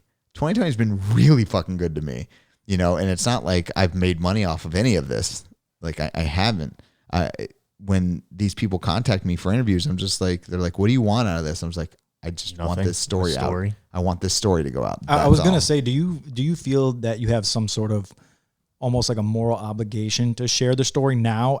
Not initially, I understand, but now after the fame and the attention has come to you? Yeah, you absolutely. feel like I need to help people because I saw I was close to the end and it's attainable. I know it is, and I need to share that. Look, the person I drew most inspiration from at that time was a fucking Navy SEAL. Like, what did I have in common with a Navy SEAL? Fucking zero. But the fact that, you know, David Goggins had told the story about when he died, he didn't want to go to meet his maker. And then the maker is, you know, looking at this list, and he's like, David Goggins, Navy SEAL, you know, world record pull-up holder in 24 hours, ultra marathon runner, ran over 100,000 miles in his life. And he's like, whoa, that's not me, man. That's you're talking, you must have got my, no. And then the maker looks at you and goes, no, that's what you could have been if you've done just a little bit more work than what you did. And that was like a clicking moment for me. I was just like, oh shit. Like I always said that I wanted to be a cop, but I guess that time had passed then, you know, in my head. And I was telling Joe before this, like, one of the things I truly regret from when I was a kid or from when I was 18 is that if I can go back to my first day of high school, I would immediately start getting into shape, because the first thing I would have done was join the Navy. Like, got in shape and just fucking knock that out real quick. And it's just because I was weirdly knowledgeable about the Navy at that age. It was just I wanted to be this one of those SWIC guys on a boat doing nothing. No, the SWIC guys. Oh. Those SWIC guys are fucking awesome, dude. I love those guys. I got a friend that's a SWIC guy. Yeah, they you know, it was one of those things. That was a guarantee to travel at that point. Oh yeah, you know? Like, the Navy will make you travel. Not the kind of traveling you want to do. No, exactly. You don't want to be sitting in the middle of the ocean. The ocean looks the same everywhere. The recruiter. So you want to see the world? Yeah, sure. You're gonna see it in the engine room. Here's Afghanistan. Yeah, lots of sand. Lots of sand. It gets cold here. Enjoy that at night and during the day. And the cold season is also the rainy season, and it doesn't get cold enough to snow. It just gets cold enough that you're going to be soaking wet, and it's 45 degrees outside. Oh God, that's funny. Yeah. And the moon dust over there, like all the sand, like just turns to like the slipperiest substance you could ever like black imagine. Ice everywhere. No, well, it's brown ice, and it's miserable because you're walking around, and no matter how much traction you have in your goddamn boots, you're going to bust your ass. Except you're gonna bust your ass with an extra 200 pounds. Yeah, I was gonna say, I picture like this fully loaded infantry marine, just like trying to sneak around and. Pow! Oh, there was no sneaking around. It's not like you think you see in the movies. No, I know that. We'd walk around and be like, "Yo, bitch, we're here. You want to fight? Come fucking fight." I'm not looking. I'm not looking to try and do no Ricky Ticky recon bullshit. But anyways, you know, it's just at this age, the probability of most people going, you know, I'm 36, I should join law enforcement. Why not? No. Now, like, I see how easily attainable it is, but it's crazy to other people that, like, you know. Well, like we just spoke earlier kind of about Christian making a choice, and it's like, you're right at the cutoff. You're at 36. You're 36, you're going active Air Force. Like, yes, that's not crazy for a 20-year-old, but you're 36. Like, your body's a little older, a little more beat. You've probably had a surgery or two on a knee or something like that. And it's a weird thing, but it's a good thing. You know, it's never too late to get motivated. And I literally had a friend today message me, and she said, how do you do it? How do you get up and just be motivated every single day? I was like, I don't. I was like, I'm not motivated 90% of my day. I was like, motivation has nothing. Motivation is fleeting. It's discipline. Motivation says you should do it. Discipline says do it. You're going to do it. Even if you hate it, you're going to do it. Like, I took a picture the other morning of my feet next to my shoes at like 5:20 in the morning, like the timestamp's on there. And I was literally, it was me sitting there going, I don't want to fucking do this. I don't want to get my shoes on. I don't want to go for a run. It's too early. I'm tired. I've stayed up too late last night. But you know you have then you to. find yourself putting on the shoes, and you're like, well, I've already put on the shoes. Now it's more work to take them off, get dressed back down, and then go back to bed. Discipline makes you do the thing, you know. And as much as I've adopted that fucking credo from other, you know, Navy SEALs, fucking discipline equals freedom, because that's exactly what it is. Discipline has given me the time, whether it be time of my life via health or time in my day. You know, when I wake up at 4:30, I get most of my day. I get everything I need to do extra done by 9. I'm done. Now I'm just going to go to work, and then I'm going to work out again when I get home, or go to jiu-jitsu, and that'll be my day. Most successful people in the world wake up before the sun. Yeah, it's true. I used to do it. Now I'm now I'm a lazy piece of shit. Now I'm a lazy piece. That's something I would say in private. But now I'm just a lazy piece of shit, and I wake up at 8:30 or whatever. But yeah, but that's still earlier than a lot of average people. You know, a lot of people get up at 10. I wake up at 7:30, but I lay in bed on my phone for an hour, reading the news, seeing what's going on. But it's interesting when you brought up the whole 2020 thing and saying this has been your best year. Yeah. And we all know that there's a lot of people out there that are struggling right now. Absolutely. But you know, everything kind of breaks down to discipline, where if you got laid off or you got furloughed, this is your opportunity right here, right now. If that doesn't click for you, and it doesn't, flip that switch and say, I'm going to start my own business. I'm going to go out and do what I always wanted to do. I'm going to lose this weight. Now is the time to get your mind right. Correct. Because if you don't, then it gets bored. And then when it gets bored, it does dumb things. What's quarantine the expression? 15. Yeah, exactly. A lot of people are gaining weight through quarantine. I've seen a lot of pictures of people that were really big in February, and now there's pictures of them with a 6-pack, and you're just like, hell yeah, that dude worked his ass off. Those are the people that made a choice, that made a decision. But that's the hardest part, I think, for most people that want to lose weight.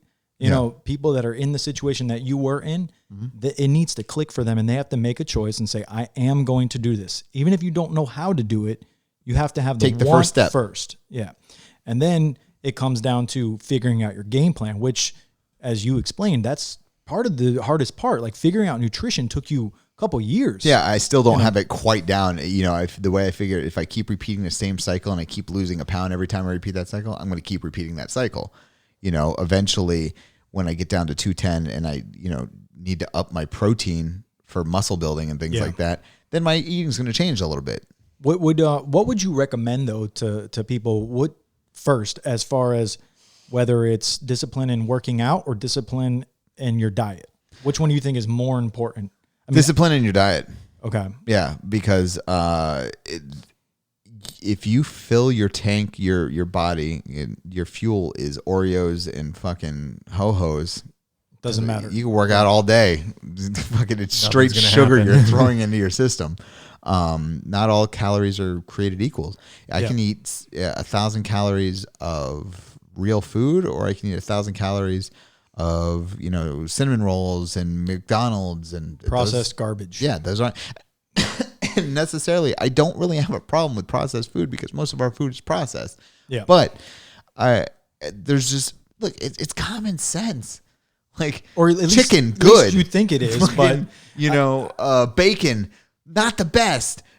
Cookies, terrible. Like, it's not that hard. It is common sense, but there's so many people that you have to do it for it to. They still don't understand it though. Even the common sense things. Yeah. Like, people just don't understand nutrition. They really don't understand it, and I think they need to do their research first. Absolutely. Yeah, but how can you understand it now? Now, Well, I mean, there's confusing. a diet for everything now. It's like my true. Facebook will pop up like, look at this keto diet. I can eat gooey brownie batter and eat as much of it as I want. And it's like, you can't. We all have a friend who's vegan. What's really interesting is, yes, we do have a friend that's vegan. And we have a couple friends. But the way I've always said, I was like, yeah, vegan's really good for you.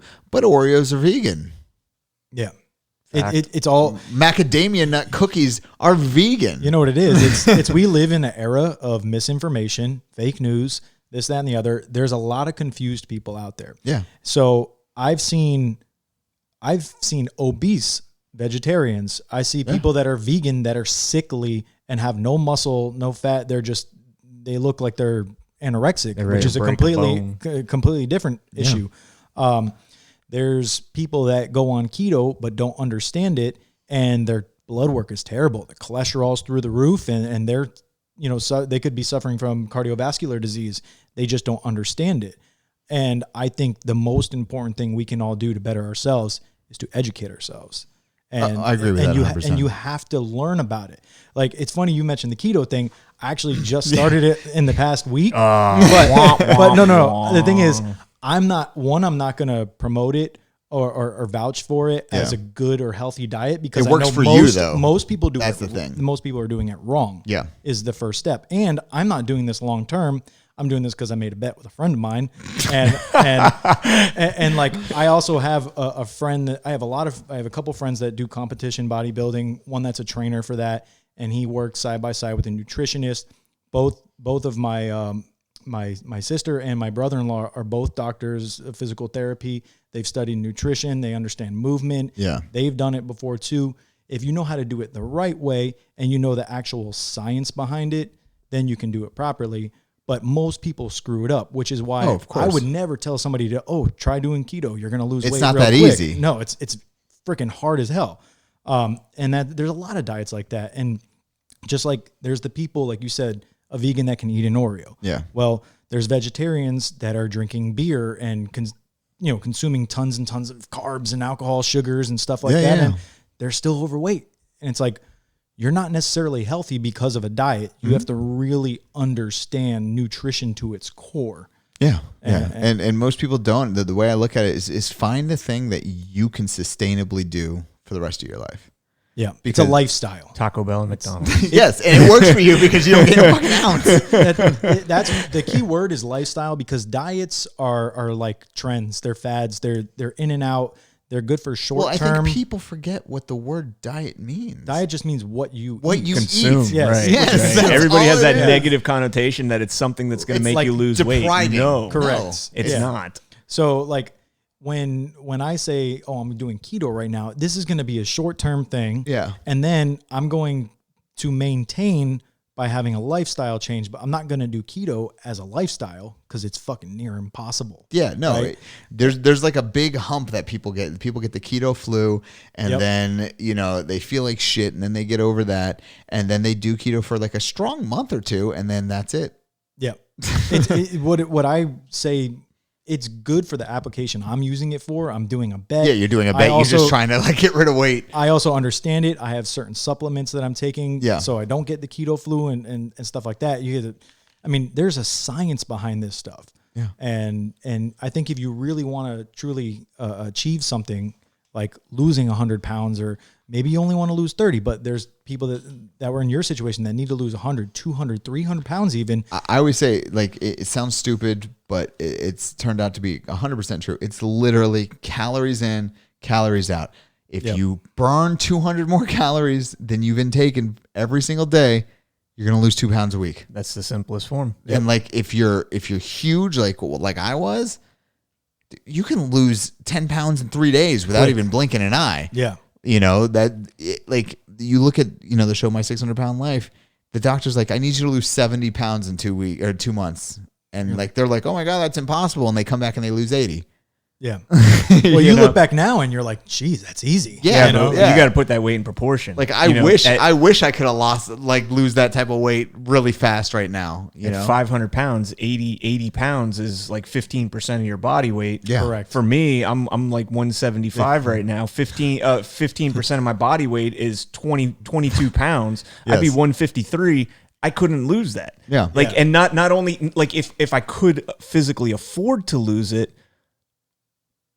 I wouldn't once I lost it, I'd be like, I'd be gone. You'd be nothing. It just couldn't be done. Well, but when you're at 500 pounds, 80 pounds seems seems like a lot. Yeah. But is it really? No, because you're still in the 400s. Exactly. So it's relative to your size when you started. Yeah, and I think when you're that large, you're losing water and body fat. Yeah. Right.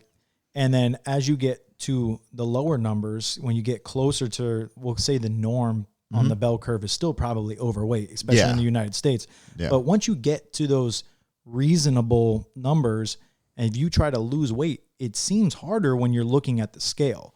It's just because your calories for maintenance are much lower. So before you were like, even if you ate like shit and you were still burning the calories, you're going to lose weight. But once you start getting down to where you're the calories that you require every day are, let's say 1,500. Once you're at that point and you're losing weight with 1,500 calories, now you're like, oh fuck, I gotta drop this down to 1,200. And then you drop it down to 1,200 and that becomes you're not going to gain, you're not going to lose. And then you got to drop it down to 1,000. And that's where people go way overboard and they wind up 98 pounds and almost dead because they've shut their organs down due to caloric and nutrition. Like I have to take vitamins every single morning without fail. B12 is huge for me. I take B12, I take fish oil, I take vitamin C, take a multivitamin. Like I make sure that all that's good because when I don't for a while, I get lightheaded so easily. Yeah. Yeah. B12 is so hard to get any other way besides being outside, or sublingual is the easiest way to take it, or a shot. And that's the one thing that people have to understand is you will be vitamin deficient. Yep. If you go through these surgeries until you got to start taking it. That was the hardest thing that was stressed. That and high protein, but my protein's high enough right now. Like I don't need to worry about that. I'm just trying to get down to where I'm trying to get down to. Are you starting to transition maybe from pounds, like your actual weight loss in pounds, to paying more attention to body fat percentage? No, because so I think everybody here can pretty much admit the BMI chart's bullshit. Yeah. Because when you look at it, The Rock is morbidly obese, and we all fucking know that's a goddamn lie. Yeah. I don't pay attention to that. It's just because I see the changes in certain things. Like my arms are getting bigger, so I know that I'm going the right way. My chest is getting bigger. My shoulders are getting bigger. So I don't really care about the body fat percentage as long as I can see the changes are happening. Like even DEXA scans, which they consider to be these holy grail scanners, they could be off by 5 to 10% sometimes. Yeah. They took Ronnie Coleman, fucking a world champion bodybuilder, and said he had negative 4% body fat. He'd be dead. Yeah. You can't survive under like 4 or 5%. 4 is like the minimum for a man that we can survive on. Women, I think, is close to 7. Yeah. And it's just... the only way you should be wrapped up in that is if you're a bodybuilder. Yeah. And I don't mean like achieving a goal. Like I want to be, like 18%. Well, I used to have a goal. I used to have a goal of 15%. Yeah. Like I saw it on your post. It shows a percentage. Yeah. But I feel like that's just a stupid scale. You don't necessarily want to pay attention to the actual percentage, but more of the change in percentage. Like if you're like people that are trying to lose weight, if they only lost 5 pounds, but they're also measuring their body fat, and their body fat changed by 5%. And then you calculate the actual body weight and all that. You could say, oh, I'm actually losing more fat, but my weight isn't going down that much because what I tell I'm also people, adding muscle. Gaining muscle. Go out and buy a tailor tape and measure yourself every week. That will go down. If you're losing weight, that will go down somewhere, whether it be your arms, maybe you're going to lose in your legs first, your chest, your stomach, your whatever. Something is going to go down if you're losing weight.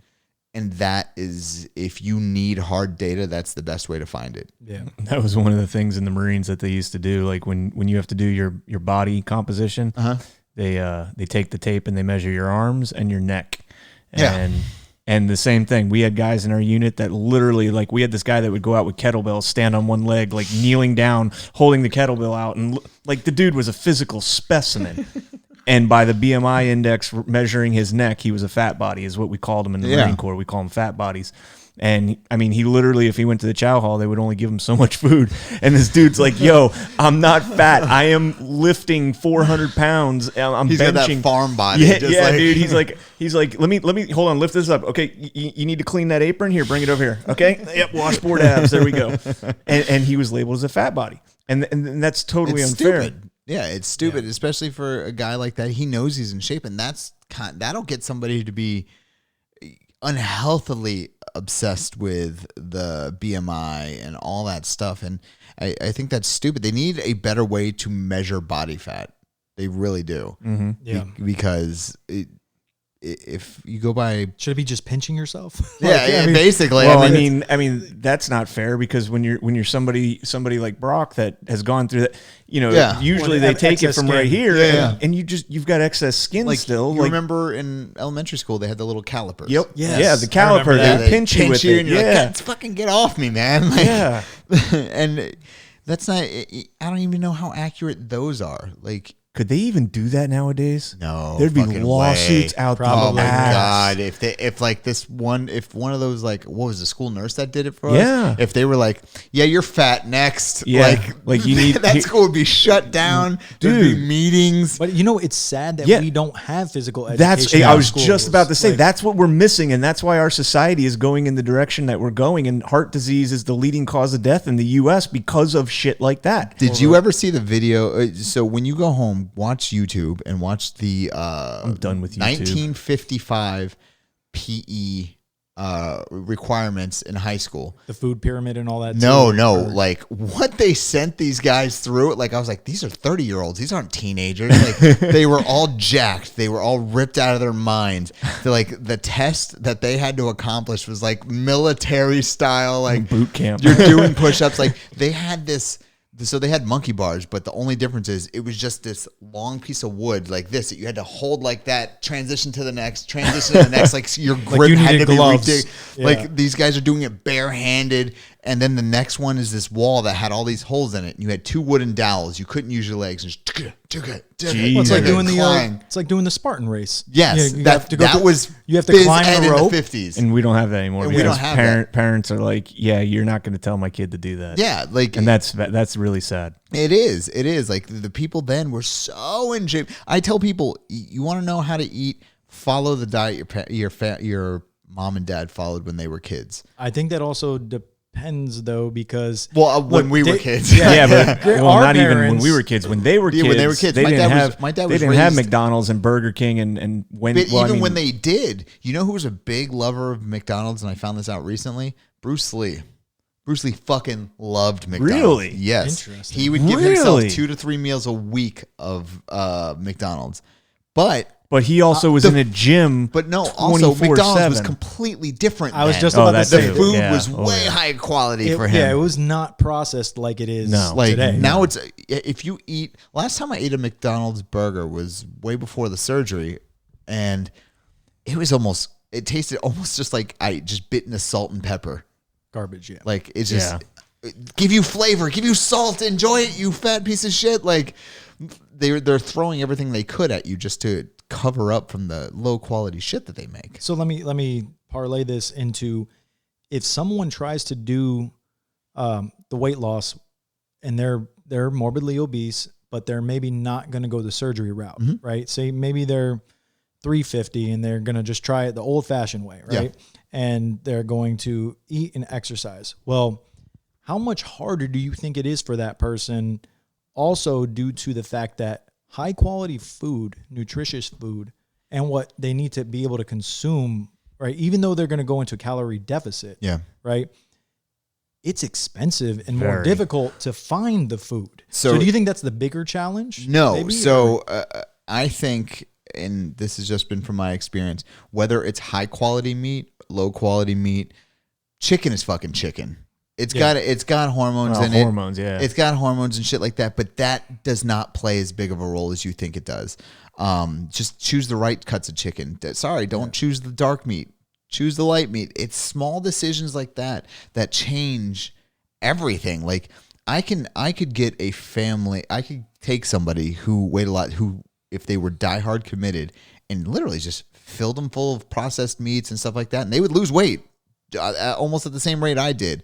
But they have to be into it. They have to be in for it. Like one of the most important pieces of equipment I own is pressure, not the pressure cooker, but the slow cooker. Yeah. Throw like 6 or 7 pieces of chicken breast in there, salt, pepper, whatever spices, because spices have no caloric need on them, and you have shredded chicken that you could just forkful, boom. Really, salt's the only one you got to watch. So, but even then, you're not going to. Most people, I don't think, will throw enough salt to really fuck them up. Like, not that bad. Yeah, true. And you can in chicken, you can do lemon pepper. All and that again, other stuff if you're 400 pounds or 360 pounds, a caloric deficit's easy for you. Like it's, you're probably, if you consume 12 or 2,000 calories, you're in a caloric deficit at 360 to 400 pounds. Yeah. Yeah, but there's also, there's a lot of other stuff, and this is where the process comes in. It's not the processed food. Yeah, it's not. The calories are up there because it's not quality food, and the stuff that they have to put in it to make it better. But it's the long-term health effects of that too, man. We're going to, cancer, all that stuff is a lot of it you can attribute to the food, to the. Like I tell people though, what's going to kill you faster, obesity or cancer at this point? Yeah, that's true. That's the thing I was going to say. Like if you get some ground chuck and it's 60-40, you're consuming a lot of fat in your protein. That you're getting obviously don't go out there and get Wagyu who's 80% fucking fat. But it's so good.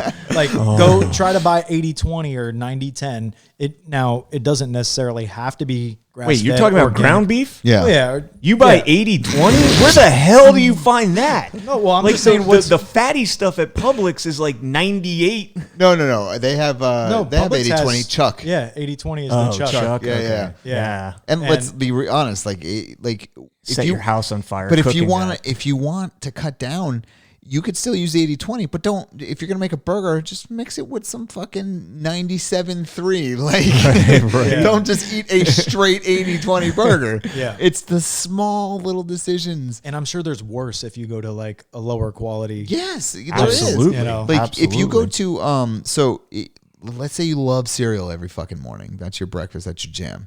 Don't drink the milk. Don't. Get the hell out of here.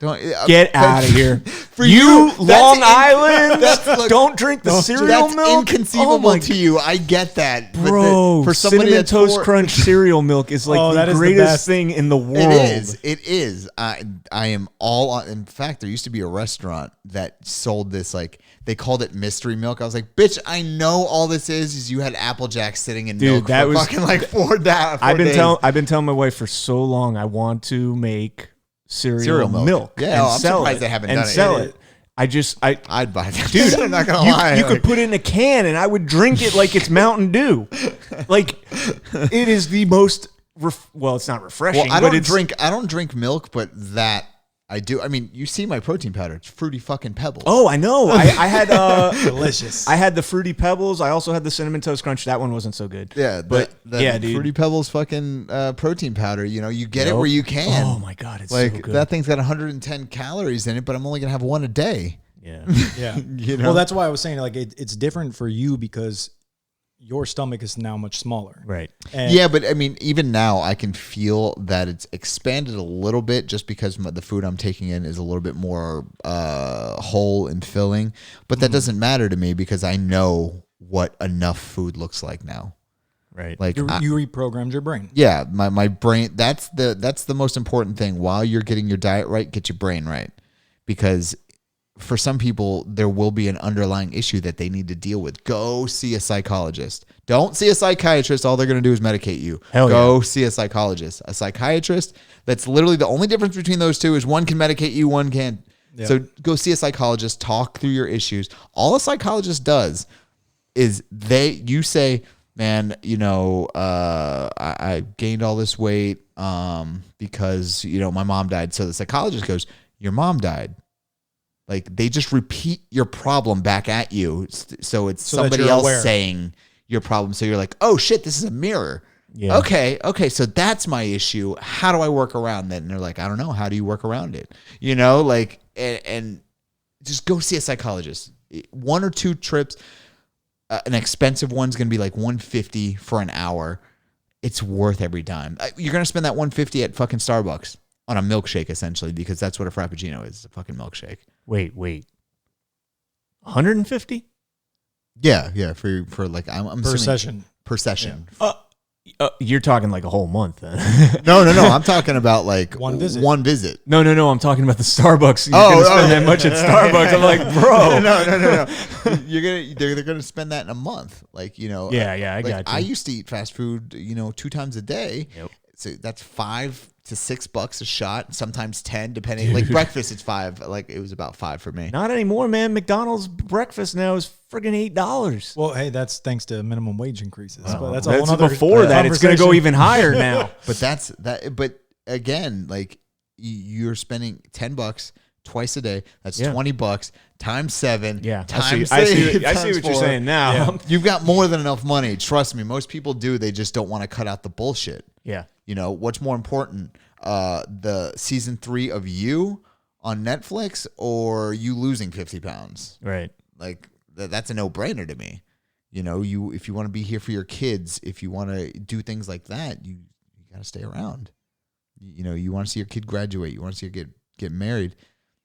Dude, just get yourself together. And people got to find out how to have that awakening moment. Yeah. Without actually before it's too late. Like with you were saying you were getting to the point where there was the edge. Like I'm on the edge. What can you got to get there before, like when you're walking up, when you're getting out of the car to go to the cliff, you got to catch it before then. Yeah. I mean, yesterday morning I posted something from David Goggins that he posted because he randomly does shit like this.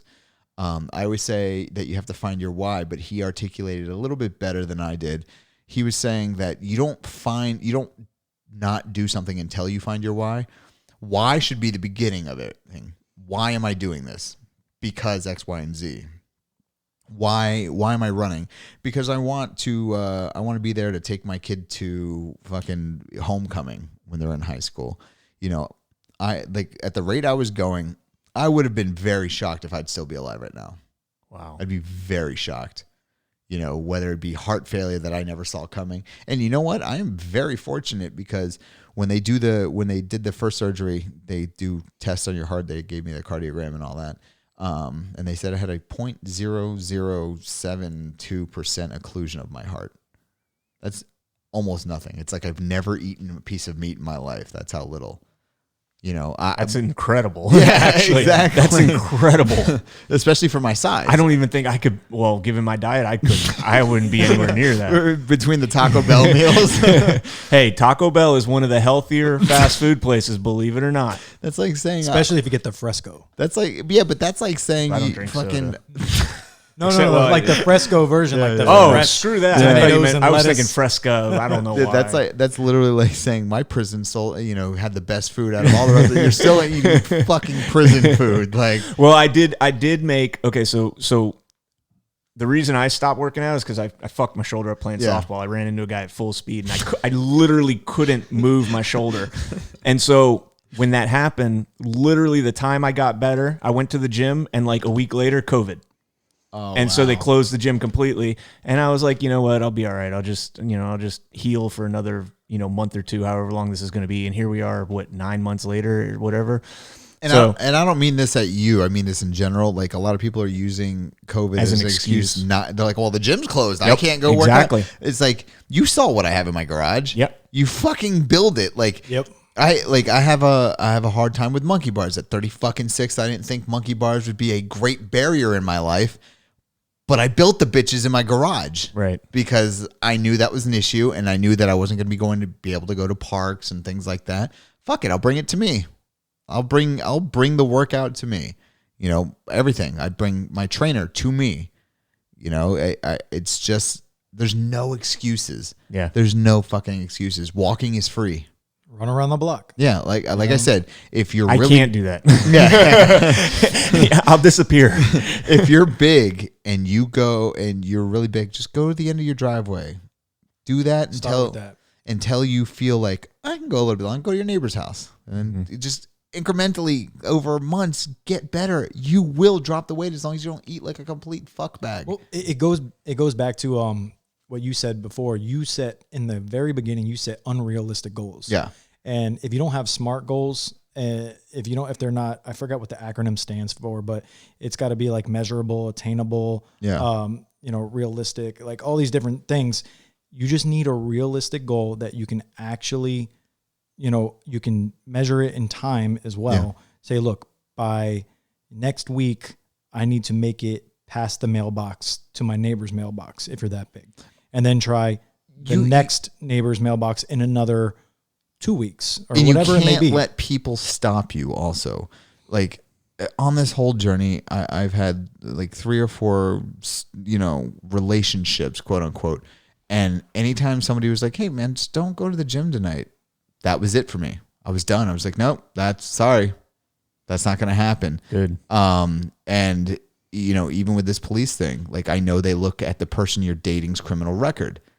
And so I started doing the same thing. I'd look at my exes.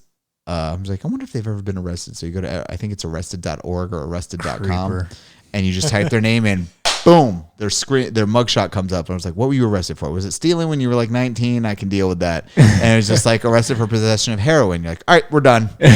Like I'm not having you fuck my goals up.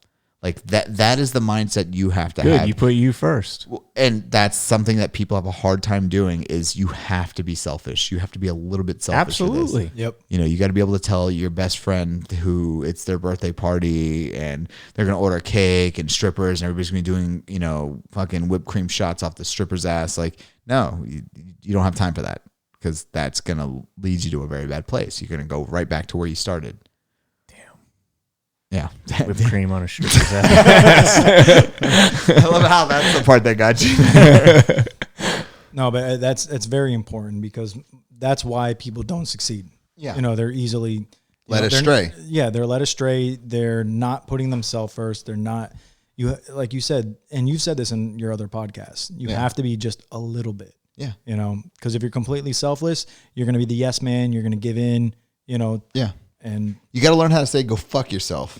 You got to learn how to say no. That is really important. No, though it seems very simple, people in an insecure position have a hard time telling people no.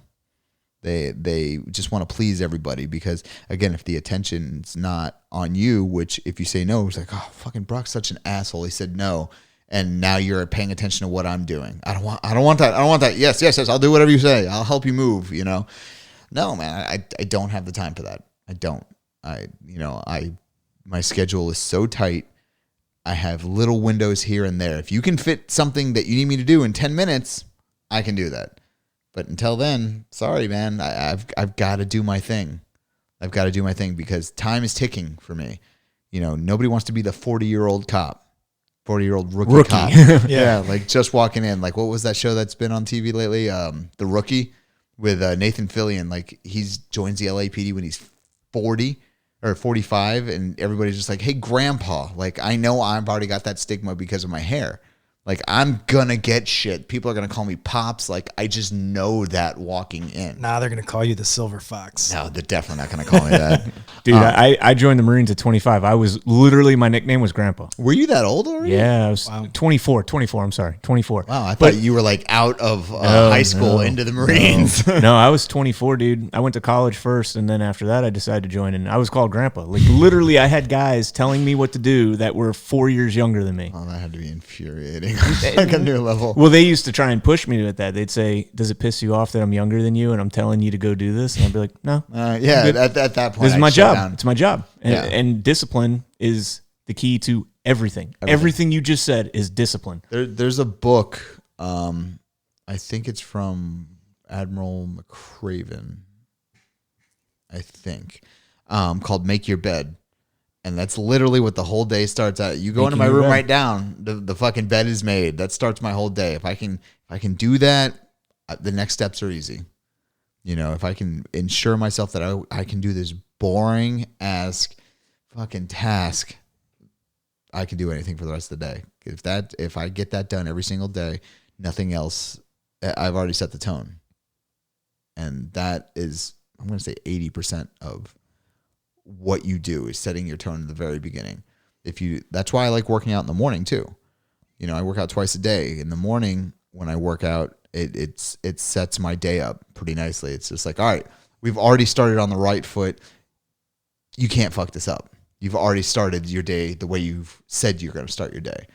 And then after that, you just one foot in front of the other, and then your head hits the bed. I always say, earn your sleep. Hell yeah. I like that. I like That's a good one. You gotta earn your sleep. If you don't earn your I sleep, like that. what's going to wind Should up make happening? that a t-shirt. You're Yeah, going to be in dude. bed Dude. tossing and turning. Why? Because you have so much energy. You didn't fucking earn your sleep that night. Dude, that's a great saying. That is a great saying. It's Earn a your motto. sleep. It's a motto. And between that and then when you wake up, you start it all over again. You got to earn your sleep again. You got to start paying the man. Pay the man the energy that you need to, pay. At the end of the day, if you're not very tired at the end of your workday, I guess you got to go a little harder on the workout because you got to pay the ferry. You got to pay the ferry to talk to the Sandman. I think part of your success, or the main reason for all your success too, is your head definitely is right. Getting up early. Nobody's ever accused my head of being right. Well, I just did. No, but like what it is what you said. This is just step one. Waking up and telling yourself that you're going to stay disciplined. Yeah. Right. And that's just the very first step into bettering your life, not just for your health though. Like you said, by 9 a.m., you've knocked out, the first 2 meals, you've worked out, you're ready to kick ass for the day. You do your work. By the time other people are just waking up, their lazy ass is just getting going. You now have so much more opportunity than every other person because you chose to wake up, be healthy, get up early, get the day started. This only, will just snowball effect into other parts of your life, to your career, right? And just like everything about your life is improving because you change your mindset. This is not a diet. It's not just exercise. It's a lifestyle. It is a complete lifestyle. You have changed your entire life, all from one decision. There's no way you're going to go from where Brock was at to where he's at now without a total mind shift. Lifestyle, mind shift, whatever you want to call it. You have to change every single thing. Yeah, and I've noticed even with how I deal with people, I'm much more direct now. I don't beat around the bush. I'm just like, hey, thing A, that's what I need right now. And that's going to bring you success in business and other things, relationships with people. Like, I think a lot of people don't understand that. It's going to change their life for the better overall. Yeah, absolutely. And the people that are insecure, that, maybe are struggling, they're in a crappy job, this, that, and the other, when they choose to better their body, take care of it, because this is a temple that we are given. Yeah. That was one of the jokes I used to say is that, everybody treats their body like a temple. My temple is just more like the ones where you see all the baboons shitting on in Thailand. I think people don't really realize it, that, you have to take this life and what's given to you, and you have to do everything with it. Yeah. Anything you want to do. Everybody starts at zero. Yeah. what you do with that 0, granted your situation around you can affect that, but if you have the mindset like I have and like a lot of people have in this world, you're going to do what you want to do. You're going to do exactly what you want to do. Whether it's get yourself out of a bad situation, get yourself into you're already in a good situation, make yourself even better. You know, these guys who become hyper successful, they don't do it by going, well, I mean, the rest of the world wants me to do this and they expect this of me. No, they do what they want. Like Elon Musk, like he builds cars for a few years and he's like, I think I'm going to build a flamethrower. And then he just fucking builds a flamethrower because he can. Yeah, and then I want to go to outer space. Yes, let's do it. Oh yeah, I'm gonna uproot my whole company and move it to Texas, like because I fucking can. You know, it's all about mindset. All completely about mindset. You know, if you want to be, granted, there are certain things that you will not be able to do. If you're 500 pounds, the chances of you being a IFBB pro bodybuilder probably slim. I say try, but it's probably slim because aesthetically, you know, you fucked your body up to the point where even if you get all these skin removal surgeries and everything, it's probably not going to be championship caliber at that point. But you know, one of the things I've learned from Greg Doucette is he said, picture your dream physique and your dream body percentage, cut it in half. That's realistic. That's what you can attain for most people. You can't go from 82% body fat to 5%.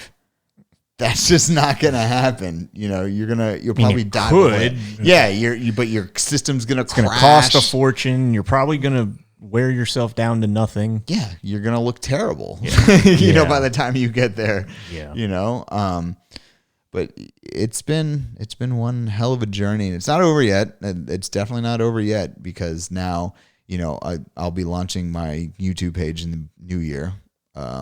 And so I'm a little excited about that because I'm doing something that not too many people, well, I remember when I was looking it up before I got this surgery that nobody does. Nobody gets these surgeries and then gets jacked, gets ripped, gets lots of muscle and definition. Nobody does that because it's really fucking hard because we can't intake the level of protein that we need to be able to intake. And so that's my goal for next year along with the academy.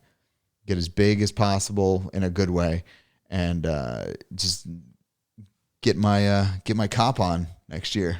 You'll be like Rock in what was that movie with Kevin Hart where he was fat? Central Intelligence. Central Intelligence. You'll be like him. That'll be Brock next time I see you. Well, hopefully it's not a couple years from now. No. A couple years from now, I'll see Brock and I'll be like, that dude right there. That dude used to be 525 pounds. I'll invite you to the graduation. You know what? Then hell yeah. Brock's going to get to be in a Central Intelligence Part 2. There you go. Yeah, no shit, right? But dude, honestly, it's fucking, you were right on the money. We're right at 2 hours and 40 minutes. Hell yeah. That's fucking crazy.